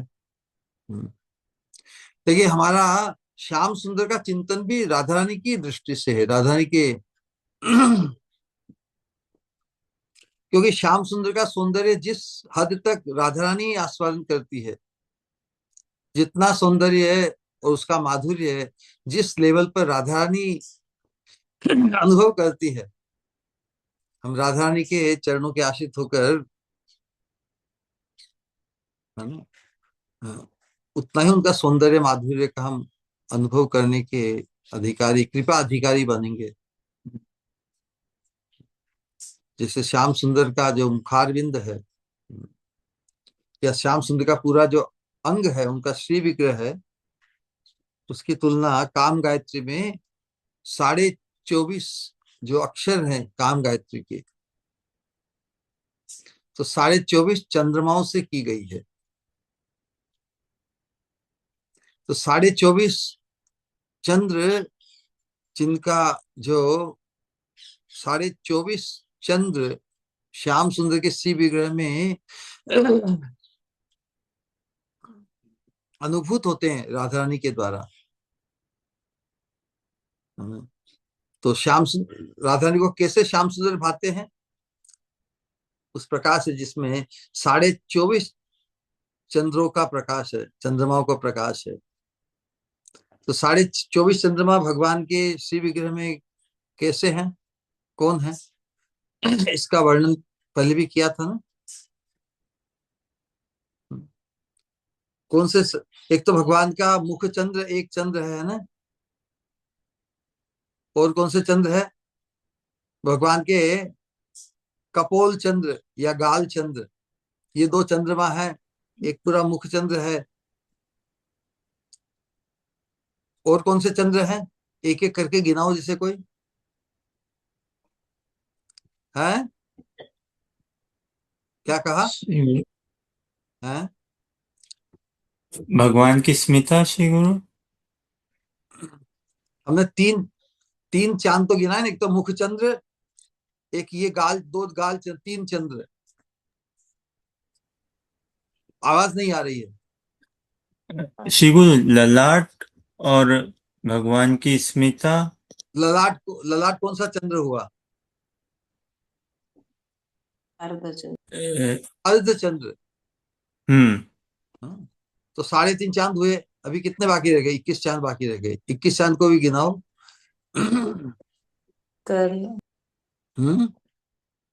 भगवान के नख चंद्र, कितने नख चंद्र भगवान के? 20। कितने हो गए अब? 23.5 गिना दिए नहीं? 23.5। अब जो गिनाएगा वो महाशय। अब एक ही बाकी रह गया। वो आप है श्री गुरु। ये तो किसी मूर्ख ने कहा है। अभी श्याम सुंदर के 24.5 चंद्रमाओं का वर्णन है, हमने 23.5 गिना दिए, एक ही छोटा सा। स्वामिनी श्री गुरु।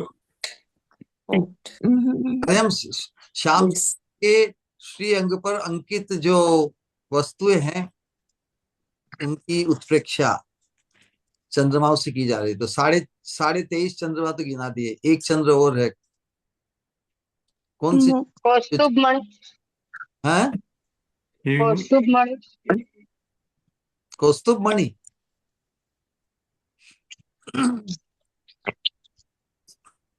श्री गुरु श्याम सुंदर की हंसी, उनकी स्मिता, उनके दंत मुख चंद्र। उनकी तुलना चंद्र से नहीं की है। 24.5। क्या क्या कहा? उनका जो तिलक है, स्पष्ट बोलिए।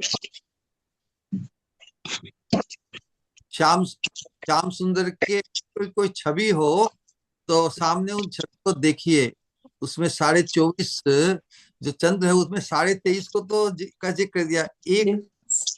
एक कौन से वो चंद्र रूप है? आकाश, जो श्याम सुंदर का चेहरा पूरा चंद्र जैसा लगता है ना, 2 कपोल भी पूर्ण चंद्र जैसे लगते हैं, नख भी चंद्र जैसे लगते हैं। एक और क्या रह गया बाकी? उनके तो एक ही बाकी रह गया, 2 की चिंता मत करो। भगवान की त्रिभुवन छवि श्री गुरु। नहीं, उनका तिलक। किसी अंग को ही गिनाया है, कौन सा तिलक? कंठ है क्या? अभी मिक्स, अभी कंठ के तिलक क्या किसने वर्णन किया? कपोल श्री गुरु ठाकुर जी, भगवान का कपोल। तिलक कपोल तो आधा चंद्र हुआ ना। अरे कपोल गिना तो दिया सब। हाँ, कपोल तो हो तिलक गया तिलक आधा श्री चंद्र। गुरु, तिलक तिलक तिलक ही तो, कौन सा तिलक? जो वो लगाते हैं। कौन सा तिलक लगाओ देखिए। तिलक की बिंदु श्री गुरु। हाँ, तिलक बिंदु। तो बीच में जो चांद है ना, वो 24वां चंद्र।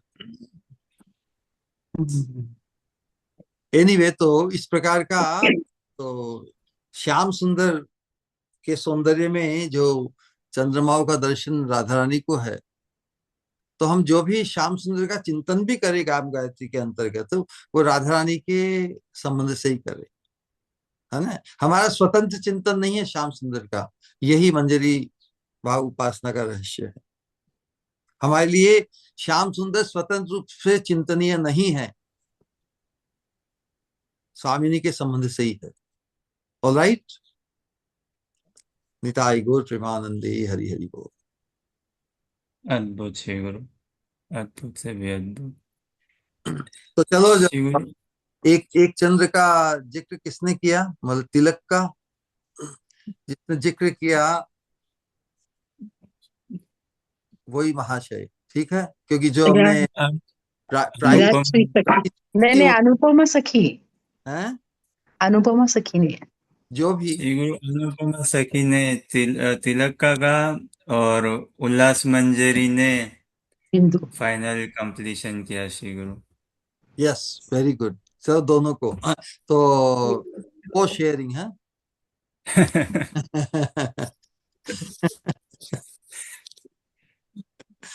कि तिलक तिलक में बिंदु है वही चंद्रवत है ना। जैसे तिलक तो भगवान भी उर्ध्व पुंड लगाते हैं, बीच में जो भाल भाल तिलक, कपाल पे जो तिलक लगाते हैं। कपाल तो अपने आप में अर्ध चंद्र है, अर्ध चंद्र के अंदर पूर्ण चंद्र। कैसी अद्भुत कल्पना है। गजब। निताय गौर प्रेमानंदे, हरि प्रणाम श्री गुरु, हरे कृष्णा। हरे कृष्णा से स्वामी जी। हरे कृष्णा, प्रणाम श्री गुरु। हरे कृष्णा का हरे कृष्णा, प्रणाम श्री गुरु। हरे कृष्णा, प्रणाम श्री गुरु। श्री स्वामी हरे जी। कृष्णा, प्रणाम श्री गुरु। हरे कृष्णा, प्रणाम श्री गुरु। हरे कृष्णा कृष्ण कृष्ण हरे हरे, हरे हरे राम। राम, हरे राम, राम राम, हरे हरे। श्री हरे गुरु कृष्ण। राय रामानंद प्रभु जी का एक प्रश्न है श्री गुरु, अच्छा। वो चैट में लिखा उन्होंने। वो कह रहे हैं, प्रणाम महाराज जी। महाराज जी, रघुनाथ दास गोस्वामी जी के स्फूर्ति दशा और साक्षात दर्शन के मध्य विस्फूर्ति दशा, कृपया थोड़ा और स्पष्ट कर दें, वह दशा क्या होती है? प्रोग्रेसिव दशा है ना, स्फूर्ति और विस्फूर्ति, जैसे जैसे संकीर्तन है ना, कीर्तन और संकीर्तन में क्या फर्क है? प्रोग्रेसिव है ना। सम्यक कीर्तन में इन्वॉल्विंग ऑल, संपूर्ण कीर्तन। तो विस्फूर्ति, जिस चीज की स्फूर्ति हुई है उसी का ही प्रोग्रेसिव रूप, लीडिंग अप टू साक्षात्कार। तो साक्षात्कार और जो स्फूर्ति है, स्फूर्ति कहते हैं, स्फूर्ति को इंग्लिश में क्या कहें कि strong indication of someone's presence. किसी की स्फूर्ति हो तो लगा कि वो वहीं पर है ना।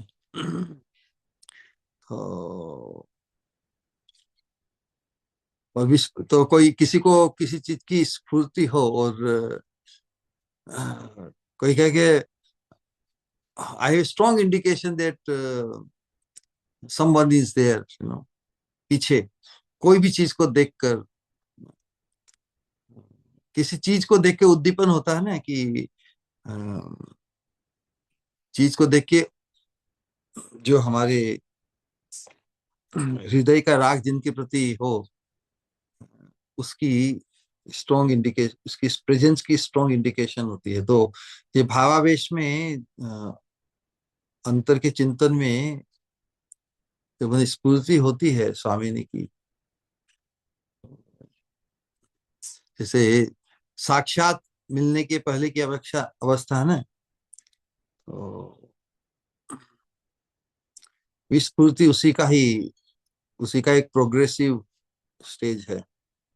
स्फूर्ति वो साक्षात्कार के बीच की जो अवस्था है, विस्फूर्ति, बस इतना ही अभी के लिए पर्याप्त है। हम इच्छा करते हैं कि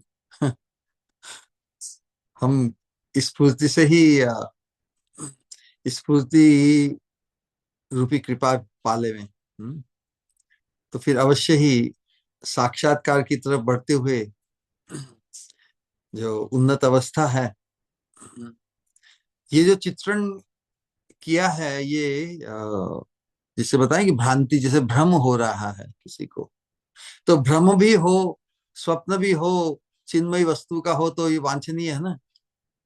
जैसे व्यक्ति को भ्रम से बाहर आना चाहिए ना, ऐसा कहते हैं ना, जैसे लोग कहते हैं कि तुम भ्रमित हो। लेकिन यदि भ्रम भी यदि राधा कृष्ण युगल का हो, राधा कृष्ण की लीला विलास का हो, तो वो भी परम श्लाघनीय है, प्रशंसनीय है, वांछनीय है। तो उस दृष्टिकोण से स्फूर्ति जो हमें साक्षात्कार की तरफ ले जाए, है ना, इस एंड, अभी जैसे वर्तमान जागृति है, वर्तमान जागृति से स्फूर्ति, और फिर उस एंड पे है साक्षात्कार, है ना। तो उस दृष्टिकोण से हम विस्फूर्ति को स्फूर्ति से का उन्नत स्थिति, हाँ, उच्चतर या प्रोग्रेसिव स्टेज कह सकते हैं। Now it is more close to साक्षात्कार देन टू एक्सटर्नल एक्सटर्नल वापस एक्सटर्नल अवेयरनेस में आ जाए व्यक्ति। स्फूर्ति में जब विराम आता है उसको कहते हैं एक्सटर्नल कॉन्शियसनेस, है ना। तो यही बात है। तो कम से कम स्फूर्ति से यदि कोई विस्फूर्ति की तरफ बढ़ता है तो नेक्स्ट स्टेज इज साक्षात्कार, है ना। सो उस दृष्टिकोण से हम विस्फूर्ति को अप्रिशिएट कर सकते हैं मोर देन द स्फूर्ति। ठीक है।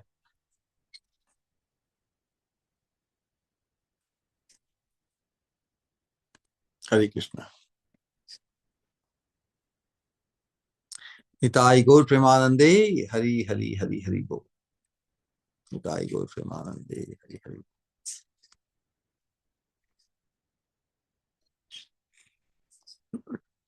निताई गौर प्रेमानंदे हरि हरि हरि हरि बोल। निताई गौर प्रेमानंदे।